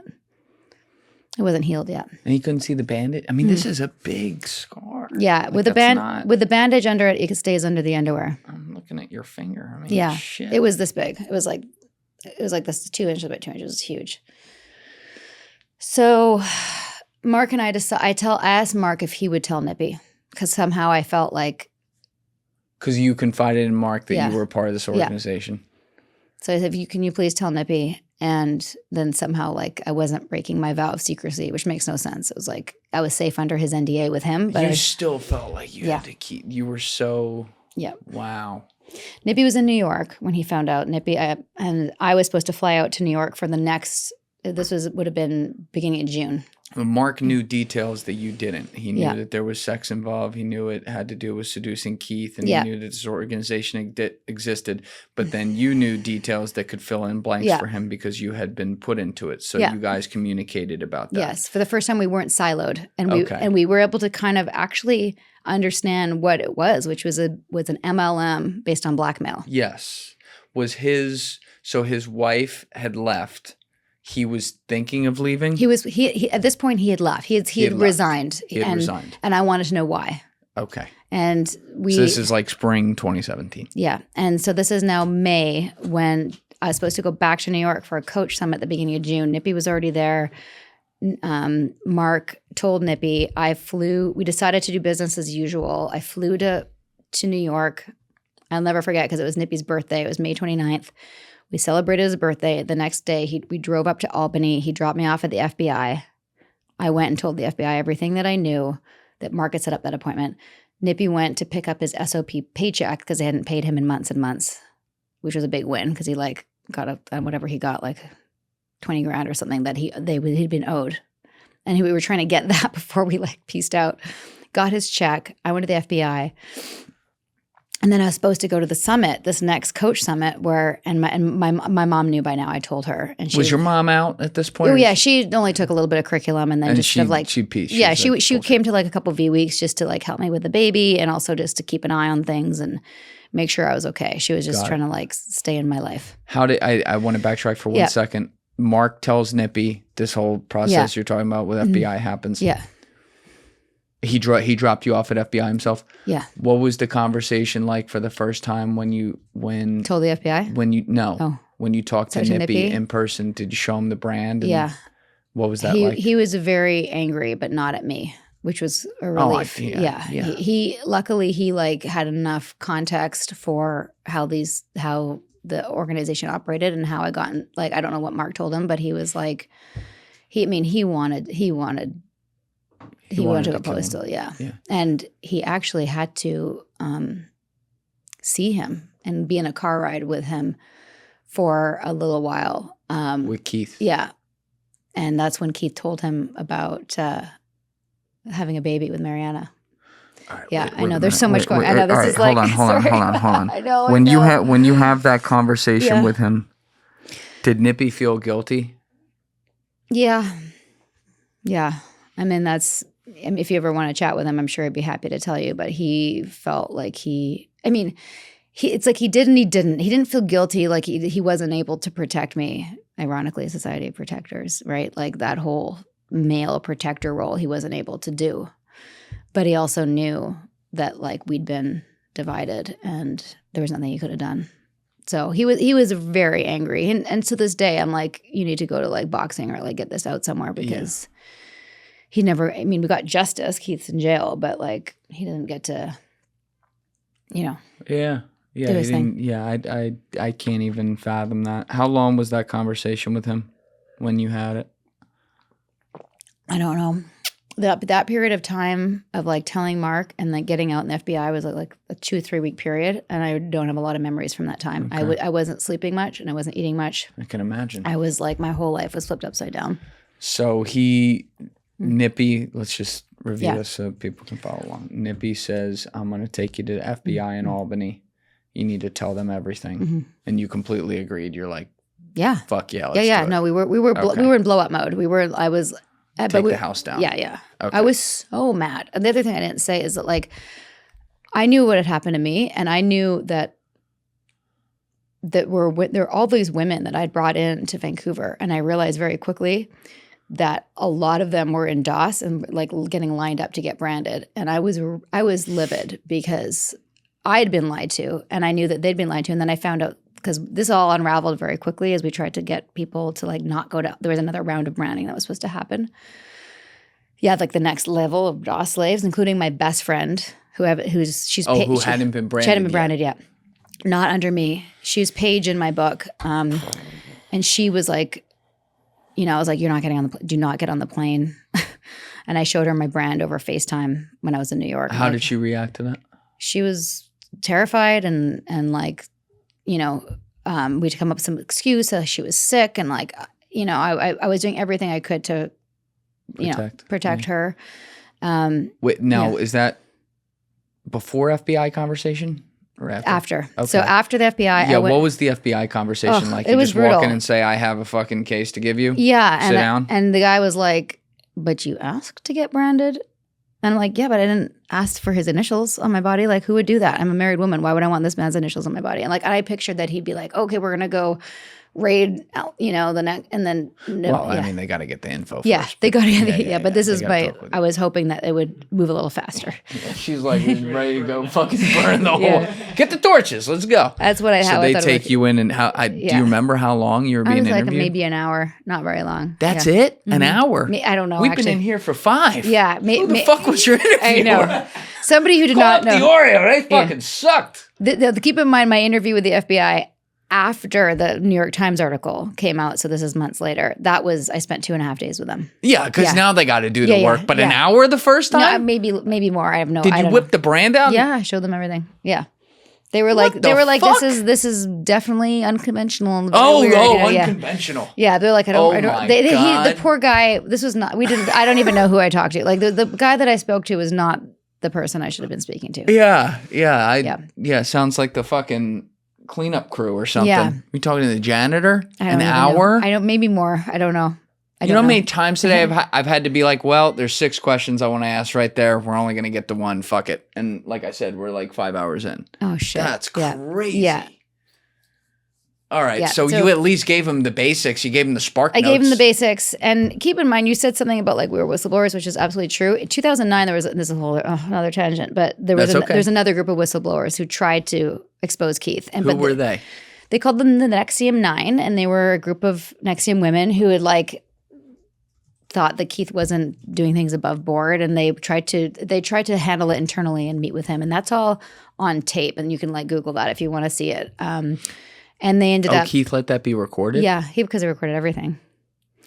And then they ended up leaving, and then the organization, Claire and Keith, sued them, especially the main sort of people who were leading that charge. So that's how we learned. You don't confront the leadership and say, "Hey, things aren't." This is like, "Hey, you said I was going to get No, you just you get out, and so we were like, we'd been getting some guidance from other people who'd left before. It's like you have to leave and you have to create a scene so that it's like a divergence. Like I would have been allowed to leave for a family emergency, for example, right? So I said that I was on my way, which was true. I was in Albany, and I packed up. We had a home that we like stayed at when we were in Albany, so I like packed up everything. Meanwhile, I'm like, "Hey, see you tomorrow at the Coach Summit." Were you scared? Oh my God. Yeah. I was terrified. Yeah. And then Nippy decided to stay in Albany to do business as usual. Well, I took Troy, our 3-year-old.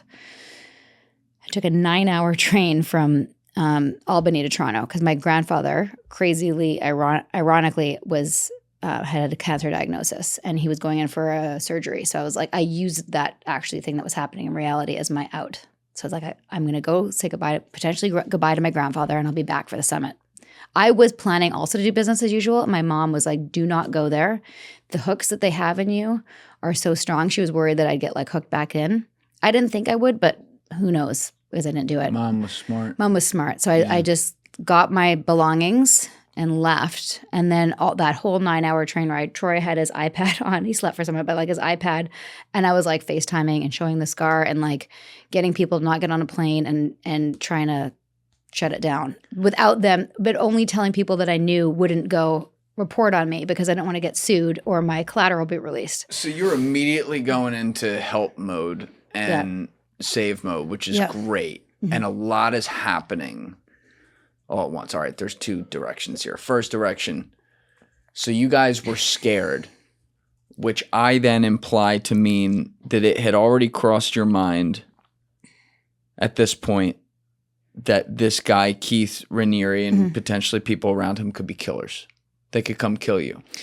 I was more afraid of being sued, or I wasn't thinking that I'd be killed. I was thinking that I don't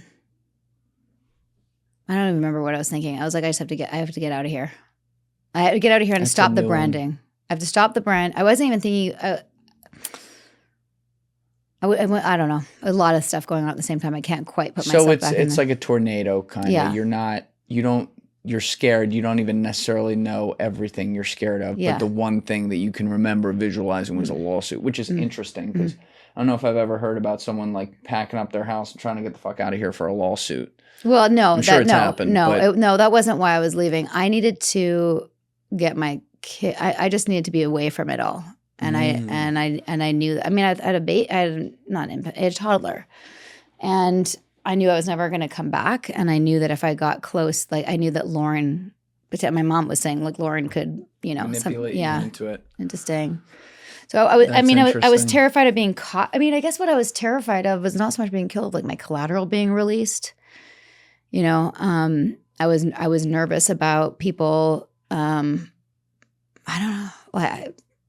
I mean, when I got back to Vancouver, I put extra locks on my doors. Like that, it's not necessarily rational. I was just fucking terrified. It's a 9-hour train ride, by the way, from Albany to Toronto. Yeah. Maybe my map is fucked up in my head. I didn't know it was that far. Yeah, it's far. Okay. Yeah, I think it stops a bit too, maybe. And so Nippy stayed in Albany, and this is when the car ride happens with Keith?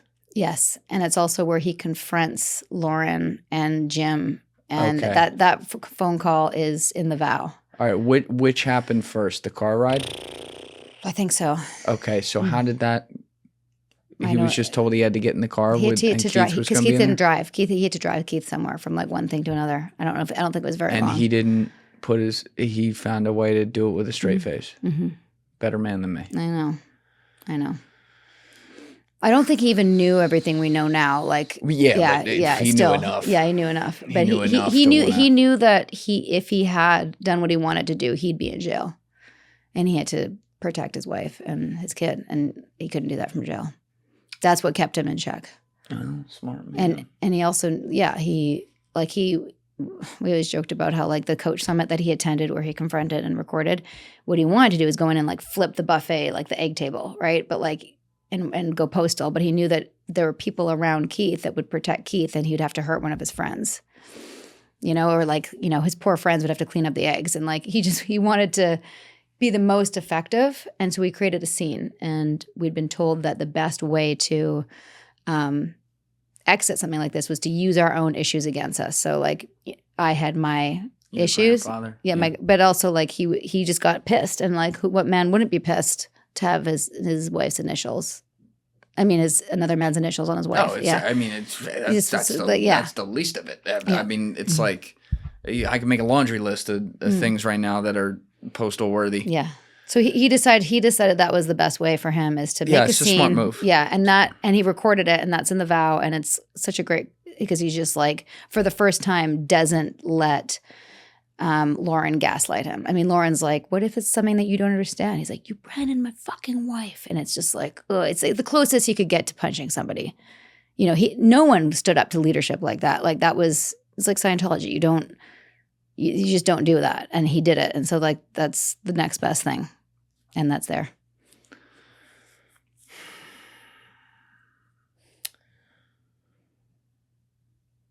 I'm just thinking because there's like a lot. I know, on here. And I have to like tell you what happened after and the loss. Yeah. That's so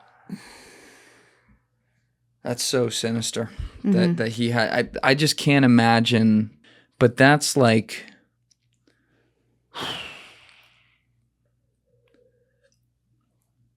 On the one hand, every man wants his eye for an eye, and you would like want to see him do that. But on the other hand, for the long term, it was absolutely a incredible decision for him to just get it on camera and verbally confront Lauren in this case, not do anything to Keith, and allow the legal process to play out. So I don't even know how I want to ask this. I've never had to ask something like this, but like, man and woman, husband protector, right? Something bad happened to you. You don't blame him for that. But was there a part of you that wanted him to fucking kill Keith?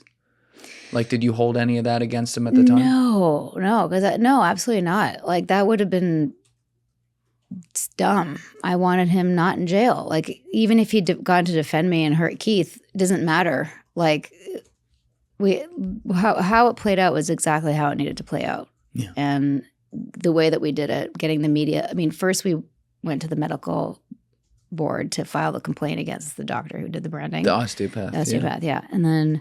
And meanwhile, I mean, this all happened sort of around the same time. And we went to the, Barry Meyer at the New York Times. That article, we went there in June. It didn't come out till October after Harvey Weinstein. So Me Too happened. That was the other thing. Yeah. You guys got. Do you view that in hhindsight as very advantageous? Yes. Right? Yeah. You guys got right on the wave of that Yeah. with a critical story at the time. And they already had the story. They're like, well, we'll do it when there's a break in the news cycle, right? And then it was like Me Too happened, and then that happened. And it was just like, we're just part of that wave. And if it had happened another time, it might not have had the same result. I don't even know. Were you scared though? Because there's months in between this actually coming out publicly, and you have to, your grandfather can't be getting surgery for 6 straight months. No. Oh, so backtrack for that second. So we were basically playing both sides. Like, that's when I was saying some of the audio in the thing with Lauren, where I'm saying like, but wait a second, you said this and da da da. I was out by then, so I was making it seem that like I had to navigate Nippy's upset and like trying to make it look like I was still in, but like confused. But wait a second, you said that Keith is sex involved? That's if you hear the phone calls, like I'm saying, is Keith having sex with people? And she's like, we don't discuss that or whatever it is. Like, she's avoiding this topic. Yeah. Because you would never obviously, yeah. Yeah. So meanwhile, I'm in Toronto. I've told a proctor who wasn't in DOS about what happened, and we had this thing in NXIVM, like talk about the MLM, like the tree, the pyramid scheme. There was a coach tree where if something was happening in the organization, we text our coaches who text their coaches. And so it was a great way of disseminating information. So we like initiated the coach tree. Sarah and Nippy are stepping down from the organization. Mark Vicente left. Like, we are the leaders for this group of people. They're like, what the fuck's going on? So we let one person know who we knew wasn't going to tell on us what was going on. And we just directed everybody to her. So she was letting everyone know women are getting branded. Keith is not celibate, like as much as information as we could. And people were just resigning and exiting and like quitting. So but they're not attributing that to me because I'm still terrified of my collateral being released and getting in trouble. Right. Meanwhile, I'm not telling people personally. I'm not telling people because I'm still afraid, but this one woman calls me who is a coach in Vancouver, and she's like, oh my God, I heard about the branding. And like, I'm supposed to go to Albany. I'm like, can you please talk to this woman who had assigned like the job of bearing the bad news, right? That we're all quitting and what was going on. And she's like, but seriously, Sarah, like branding? And I'm like, Pam, I'm going to show you my fucking brand. Do not go to Albany. And she's like, what? You really got? And I'm like, the first time I've actually said it. I'm like picking my son up at daycare, and I'm back in Vancouver now. Huddled in the JCC, like trying to explain what's going on. Then I find out like not even the next day, within the next hour, she's already in DOS, and she'd been sent to record me breaking my vow of secrecy. So from that point on, everybody in the upper ranks cut contact with me. I'm like, I'm now a defector. I'm, a suppressive.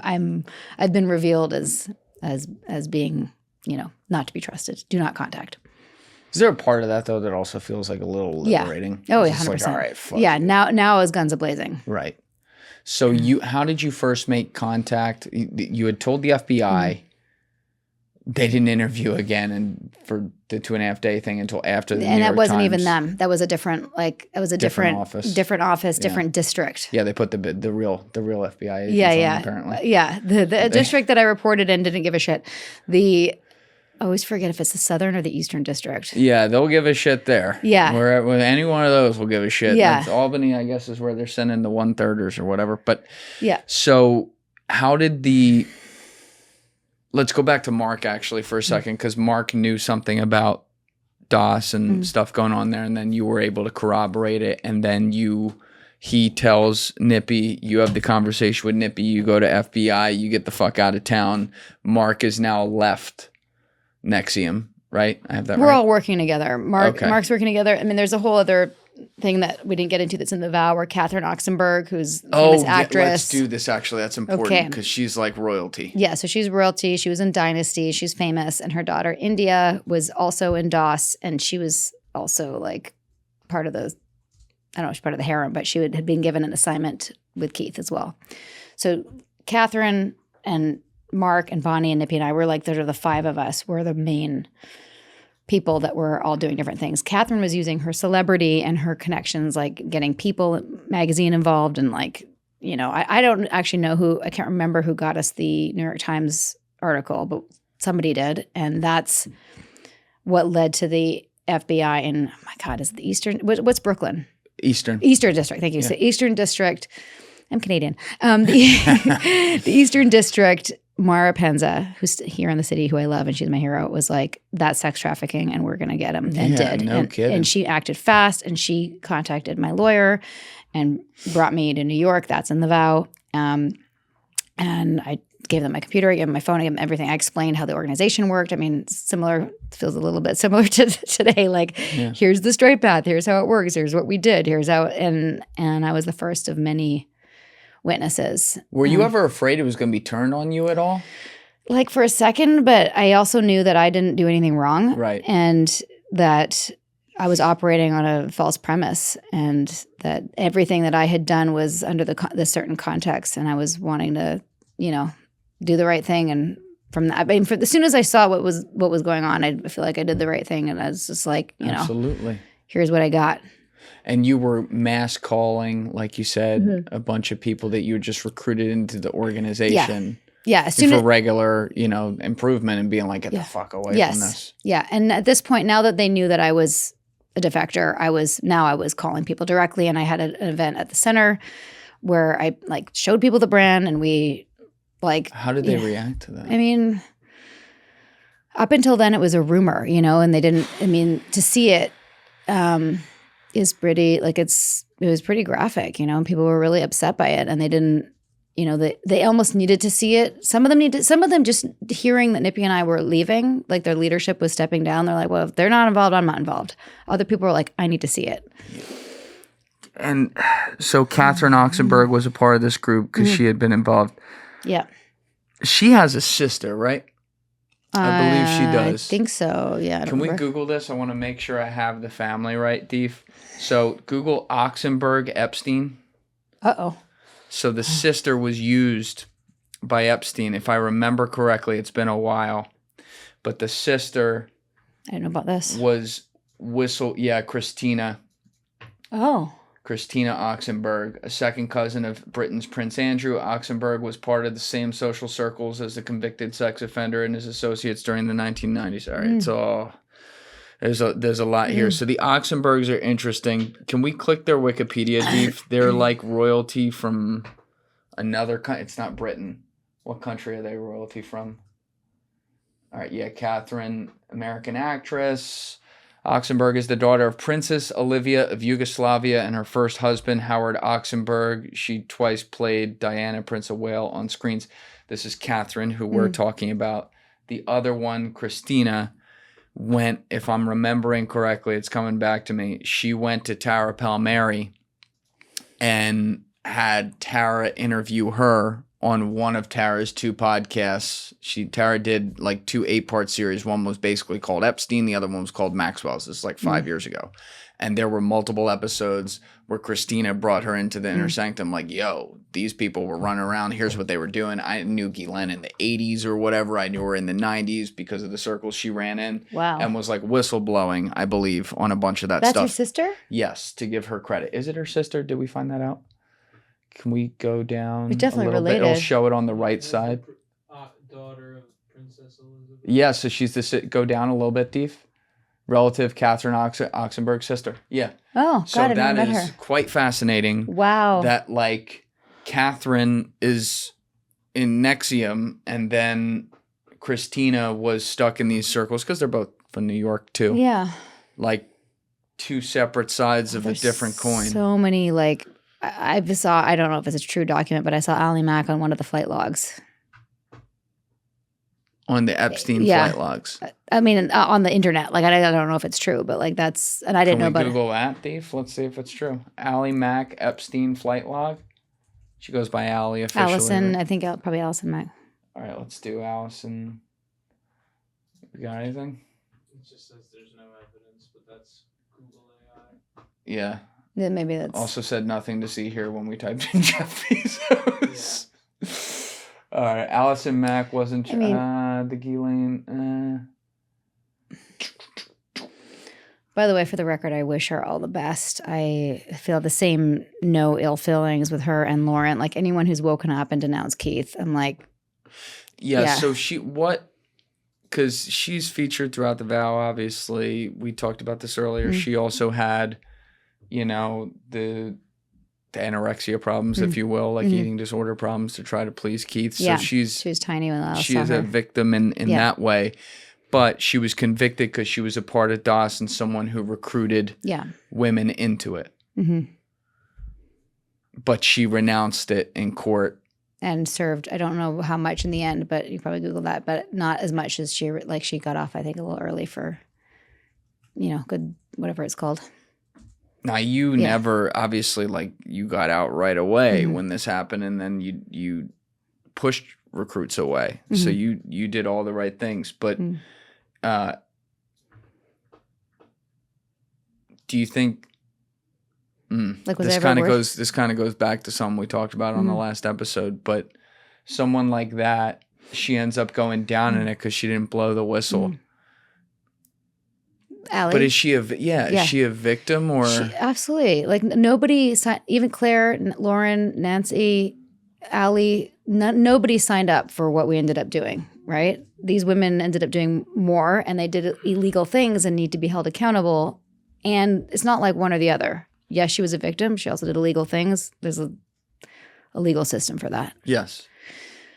The difference for me is that she knew about the sex.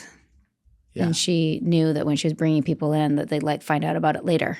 Right. And you never knew about that. Yeah. So even the people that I did bring into DOS, they didn't get branded. They never went to Albany. They were, protected them immediately. What were the conversations like summer 2017 with Mark, who was helping you get out, but was also the person who helped you get in? I mean, we were kind of going through it together. He felt terrible. And just in the same way that I felt terrible for bringing people in, we were all kind of swimming in the shame of fuck, how do we miss the red flags and embarrassment? And this is before it was even public. It wasn't in the New York Times yet. And that's a whole other level of fucked up. Right. Wait, Right. How so? Well, just it being public. It was because now your business is out there. Yeah. You guys good friends to this day? Yeah. Yeah. That's good. Yeah. I have no hard feelings towards him at all. Yeah. He lost his marriage. They're still together. They are still together. Yeah. Mark and Bonnie are still together. That's good. Yeah. Okay. Yeah. But she got out first. She got out first. She was, Nippy and I say that her getting out was sort of the catalyst for all this. Right. And if you watch The Vow, she, it stays lovingly I love you, but I'm not doing this. And it gave Mark the space to she never gave him an ultimatum or anything. She's like, I'm leaving, and kind of presented the information, and you need to figure it out on your own time. Yeah. So he did. Yeah. And as that was happening, I was in DOS and trying to figure out how to get, all this was happening at the same time. Yeah. But her leaving set everything sort of in motion. Did they tell, when you went to Eastern District, what was the name of the attorney again over there?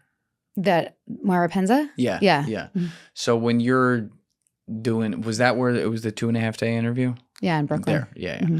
Okay. So are they telling you at some point at the end or during it, hey, we're going to get this guy, he's going to go to prison for the rest of his life we have? Not there. They didn't tell you any of that? No, we didn't know. There was a lot of time between, well, actually not that much time. They interviewed a lot of people and then they extradited him. And there was a 6-week trial, 4-hour deliberation.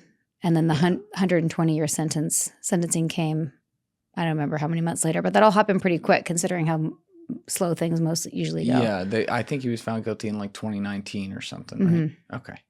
So New York Times story comes out. Everything's public.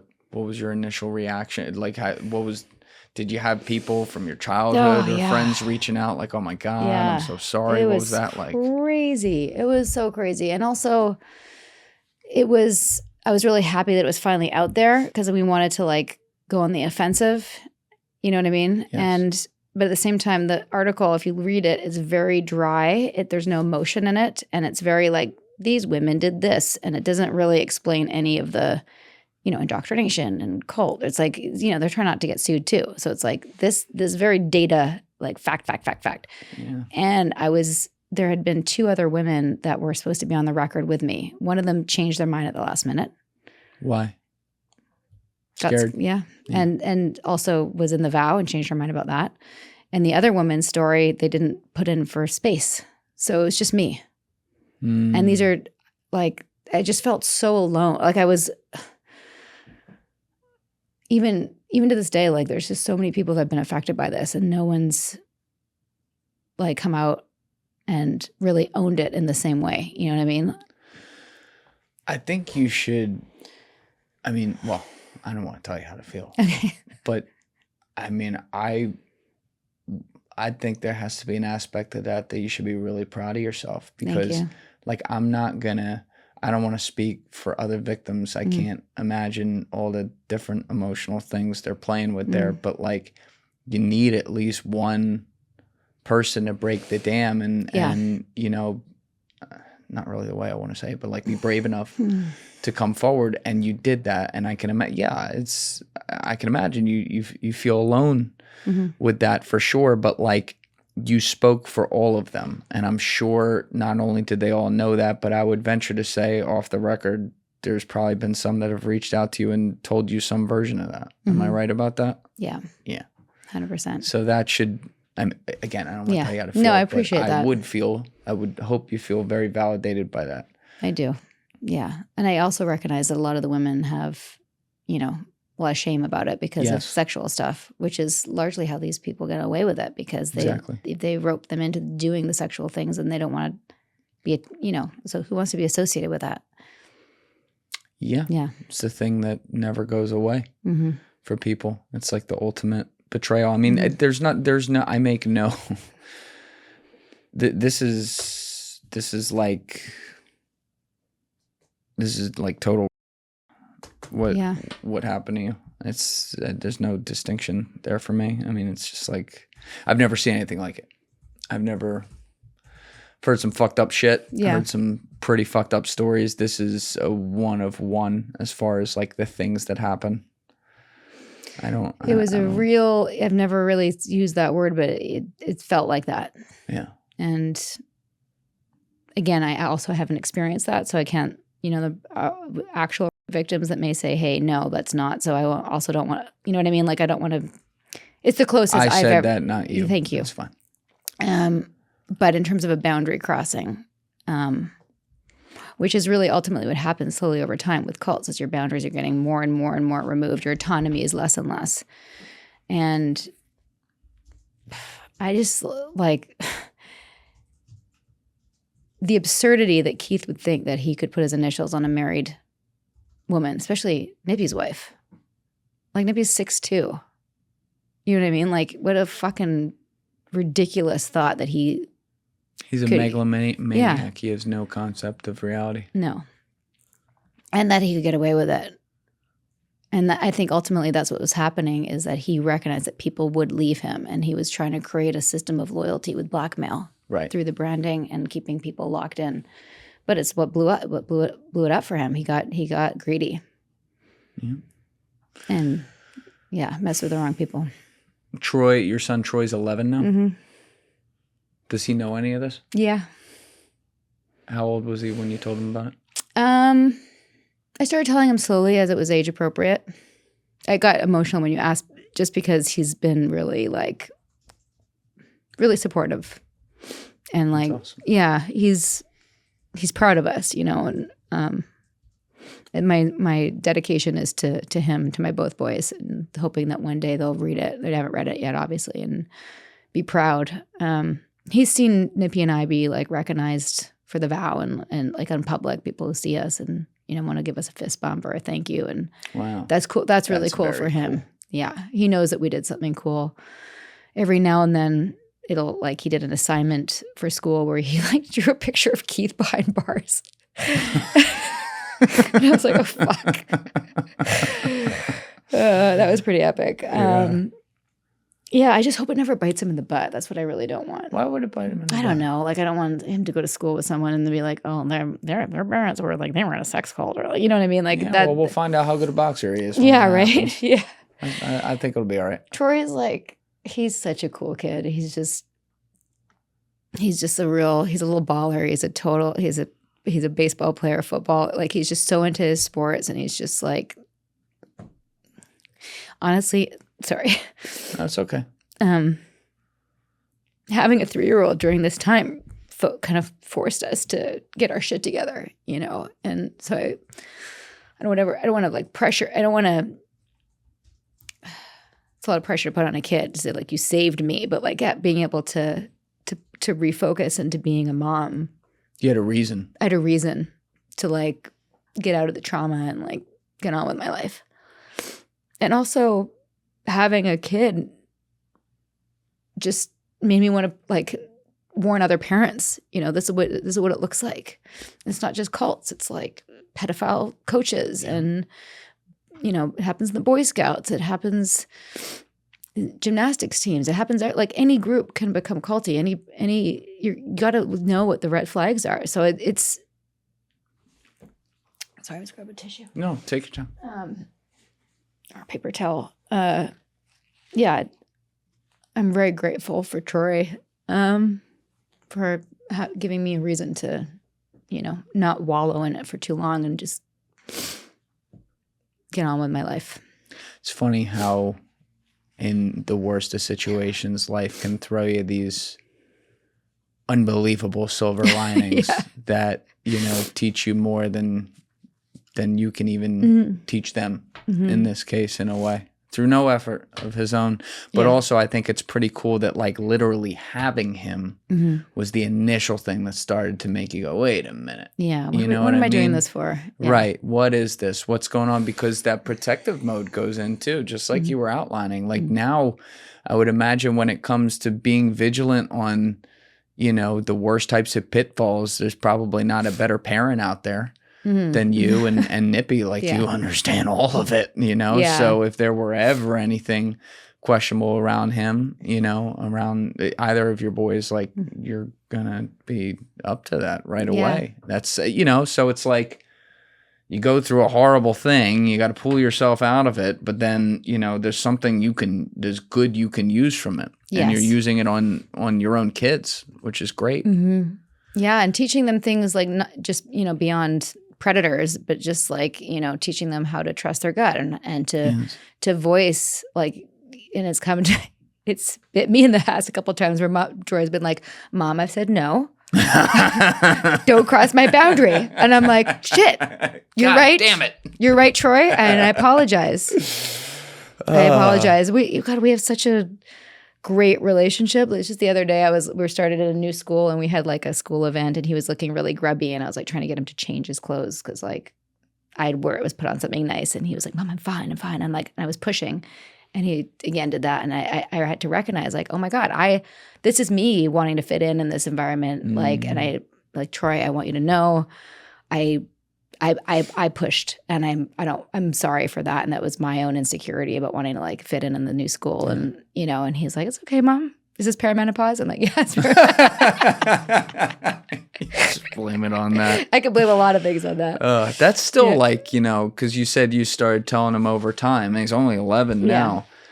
I mean, I don't know how much of it he knows. I don't need to ask that. But like that's impressive that he's able to handle it that well. It's a very heavy thing. There's no playbook for this. There's no as to playbook. How to tell a kid. We actually saw, I can't remember what the cartoon was. We saw some cartoon where like it was almost like the writers had seen The Vow or something, but it was like a dragon that was hypnotizing the other dragons, and it was some kid's cartoon. And I was like, that's what it was like for me. And I showed him the show, and he's like, oh, so we called it being that mom and dad were hypnotized, which is sort of true. Well, I mean, that is literally Nancy Salzman was a hypnotist. Yeah. Or whatever.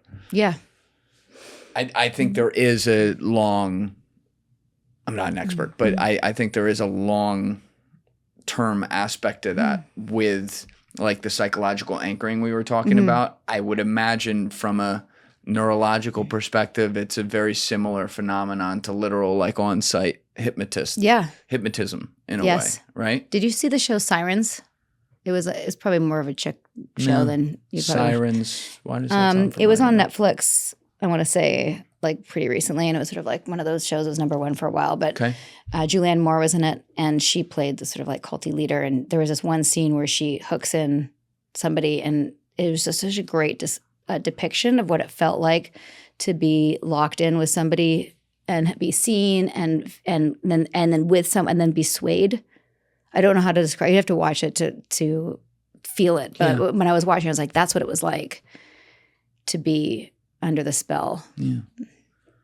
Did you attend the trial when it I did happened? not attend the trial. So I had my second baby, Ace, and I was originally going to be a witness. I was like geared to be a witness, and then Lauren turned. So Lauren, like I would have been testifying. Oh, she got to testify. Yeah, so she got to testify, so I didn't have to. I mean, that's great. I'm also surprised they still didn't make you do that because there's always the accusation, sometimes correctly in other cases, by the way, where it's like, well, a witness was facing time, so they turned in that way, whereas you were just like an actual whistleblower. Yeah, I was, but I also would have been a terrible witness because at that point I'd done so much press, and they would have been like, isn't it true that you wrote a book and you got an advance? They would have made it, their whole thing, their whole angle of NXIVM this whole time is that I was like an out of work actress looking for attention, right? So like that was their whole shtick, right? So like, and I'd said in one interview that it was 25 minutes and in one interview that was 30 minutes. Like I wasn't a good witness anymore. And they told me that. They're like, you've been too public, and they would have just shredded me for being inconsistent. Or attention seeking. Well, I mean, it did work out. You didn't have to put yourself through that, and he was found guilty in 4 hours on a very complex list of charges. Of all 7 charges. Yeah, which means they didn't even let the pizza get there. No. The jury was pretty clear on this. He didn't testify on his own behalf, right? No. Yeah. That would have been an hour deliberation. No. Yeah. Did you know that his lawyer is also P. Diddy's lawyer?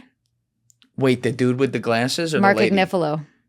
I mean, Mark Agnifilo is a good lawyer, but it wasn't good enough for fucking Keith. That's what I was like when P. Diddy hired him. I was like, Keith got 120 years. What are you doing? But I guess he did better for him. Listen, they can't win every case. No. But, listen, those guys, I'm friends with Brian McMonagle. He's been on here, Brian McMonagle. Remind me who that is? He's one of the best attorneys to ever live. He got Bill Cosby off and then quit.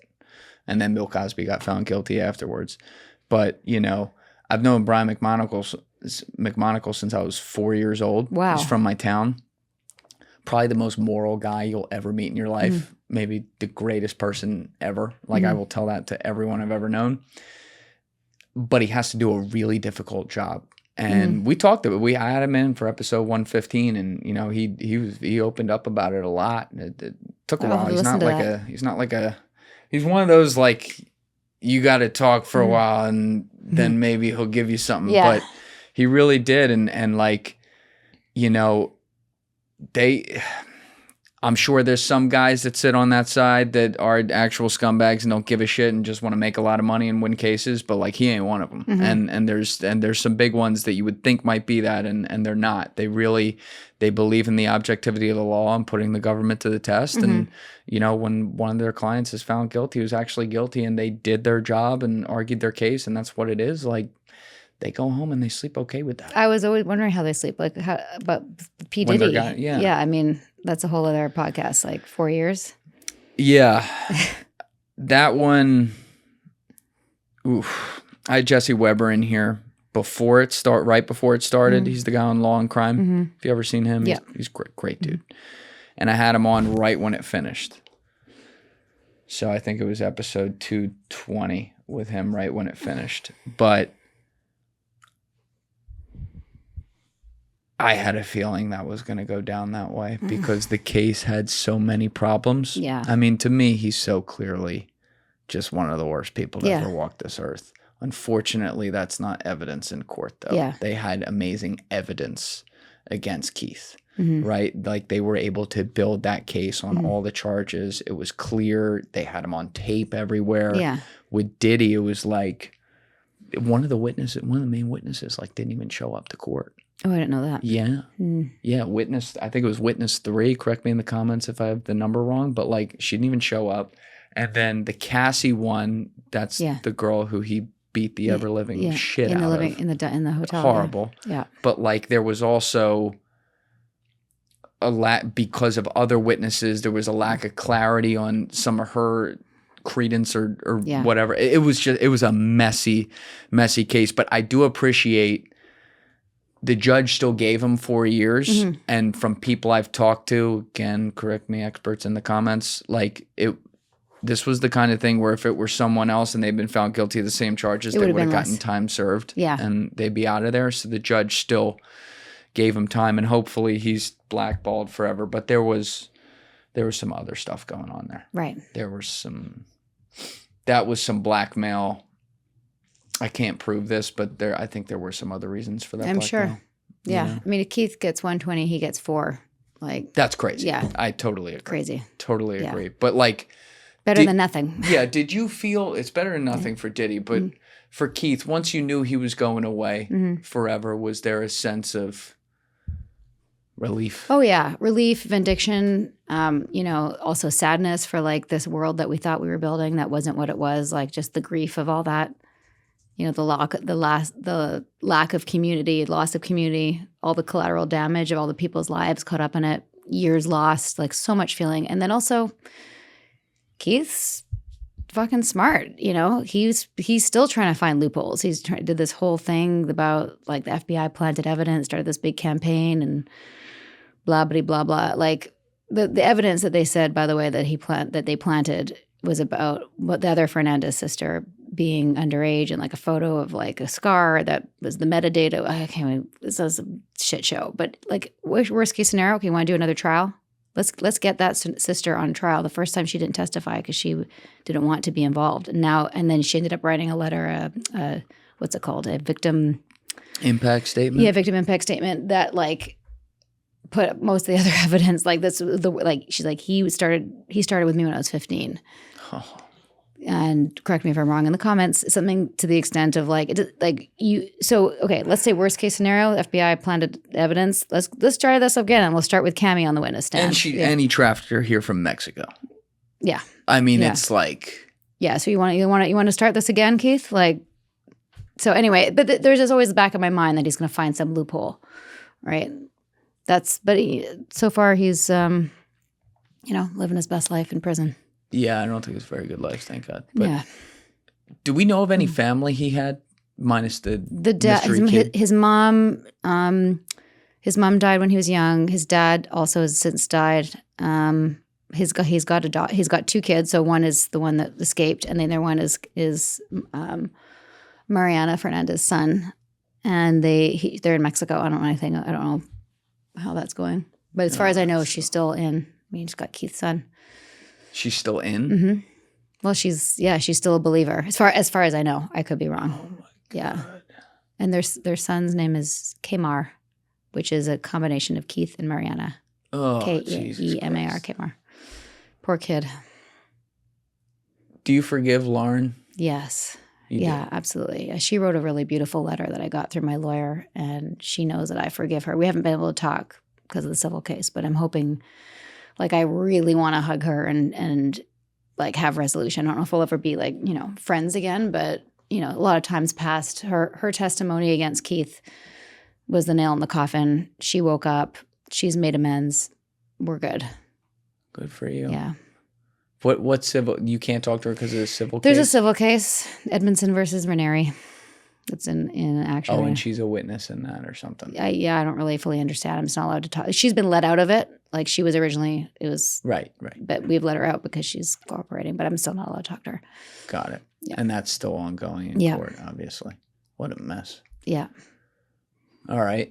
I don't even want to ask this one, but. Go for it. Can't say I'm going to answer it, but we'll see. Do you forgive Keith? No. No. Good for Fuck you. you. Fuck you. Not you. Fuck you, Keith. If you said yes, I was going to fall under the table. No. Rotten hell, Keith. I don't think he wants forgiveness either. I think he's pretty bought in. No. He thinks he's, I don't know what he thinks. I don't give a shit. What do you think now that enough time's passed, and you've been out for a while, the story's been public for a long time, you've gone about your life, you raise awareness not just to this, but to other things. You know, it's something that's always going to be with you. There's aspects of it that are always going to be traumatic. That's just how it is. But now that years have passed, like, do you forgive yourself too? Yeah. You're a good interviewer. Wow. Yeah, I do. It's been a long healing journey together, but yeah. Yeah, I do. That's good. You should. Thanks. What about Nippy? Do I forgive him? I think I already asked you that. But does he forgive himself too? I think so. Yeah, I think so. It's, we work together. We have this podcast together. We're writing a book together now of like everything we've learned and trying to figure out how to like package it all up in a little bow so we can give it to other survivors and maybe wrap this chapter up, which I feel like it's kind of coming to an end soon. Maybe back to Hallmark movies. I don't know if they'll ever have me again.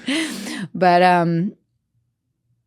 our healing journeys are very different. Like his role was different in the organization. He didn't recruit in the same way. I had a lot of cleanup to do, making sure everyone had a lawyer, making sure everyone had therapy, get back on their feet. Like he didn't have that same level of responsibility, I don't think, because he didn't bring people in the way that I did. Right. So I think his is more was wrapping his head around like, how did he fall for it? Like how did he miss it? Maybe I'll do that. Everyone's going to feel that way.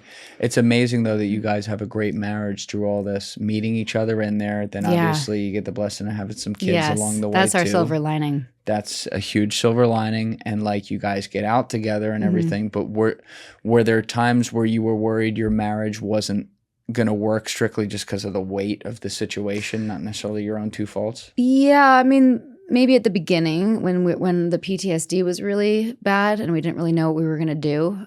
But COVID was actually I know it was terrible for most people in the world. For us, we'd gone back to acting, and then all of a sudden the world shut down and we could just like be together as a family and go for hikes and slow down. And that was a really good time for us to just reconnect and figure out what's next. And then the vow came out. Yeah.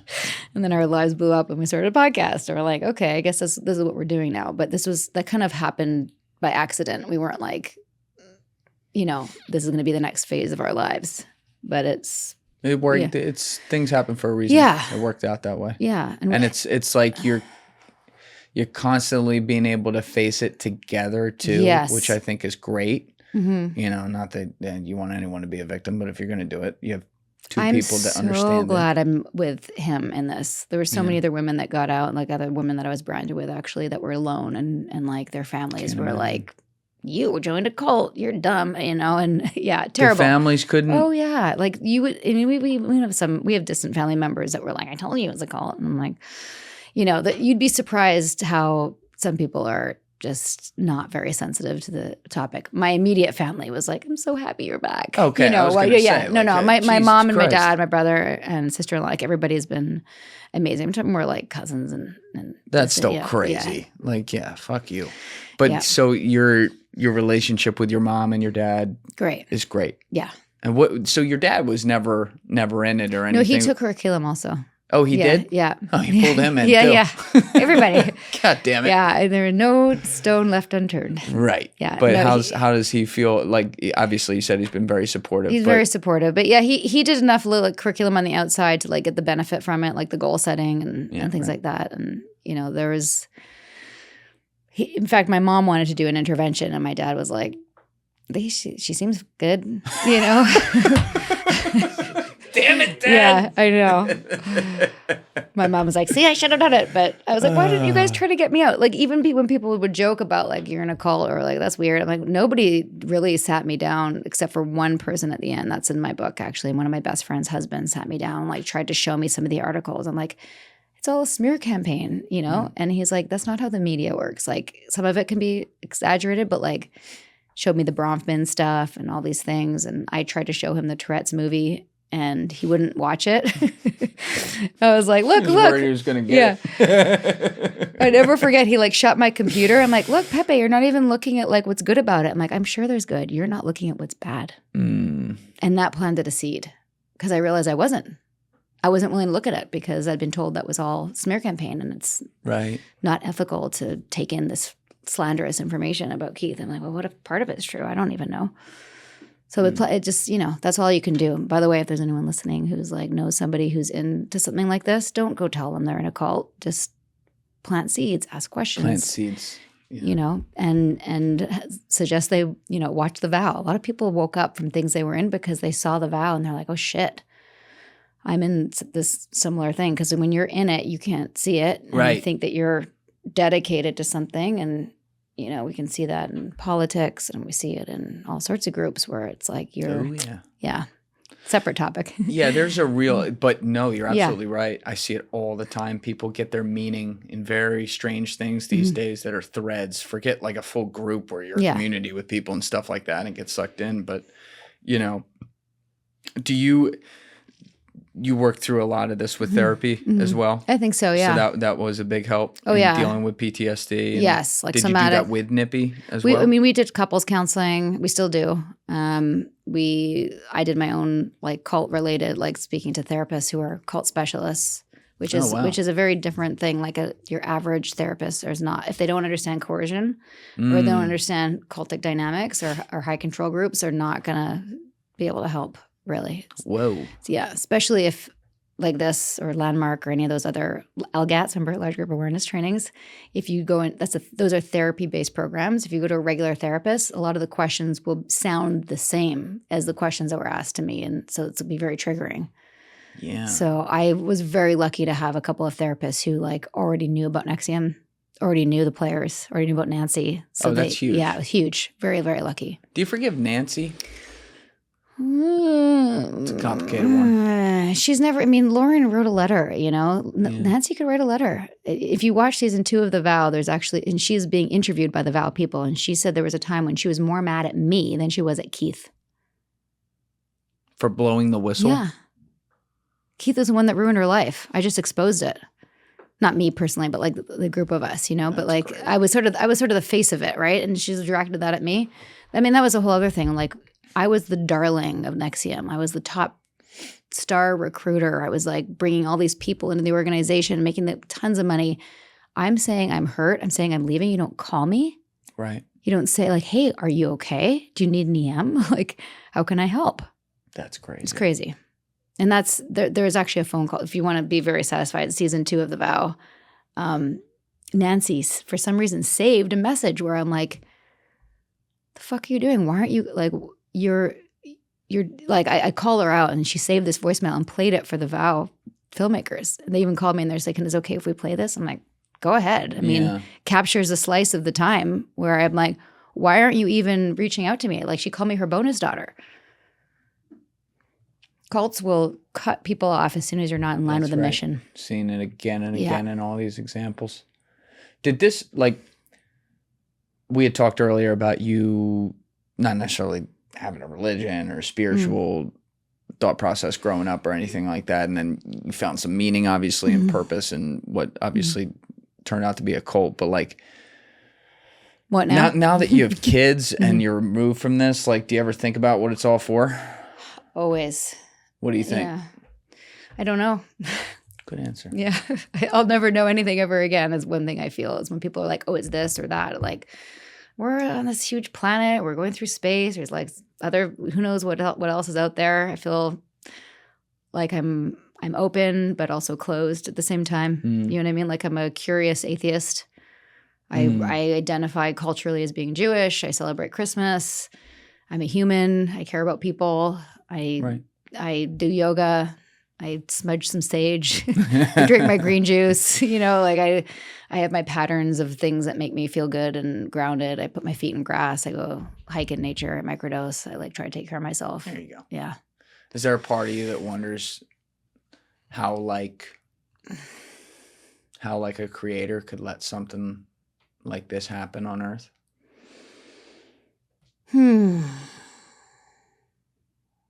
I don't know if I have an idea of like a creator. I guess I feel like there's some source bigger than us, maybe, that's, I don't know. Sometimes when I'm on mushrooms, I'm like, is this even real? Like, are we in a matrix? Like, what is this? Walk through Times Square and be like, what the fuck? What are we doing? What is this? I don't know. Deep's like, no. No. I'm good. Yeah, I accidentally did it last night. I was like, this is fucked up. Past the naked cowboy. Yeah. Yeah. Clutching my purse. Yeah. I don't know. I'm just at the stage now where like it happened for a reason, and I know that's sort of woo-woo spiritual, like everything happens for a reason. No. It's not.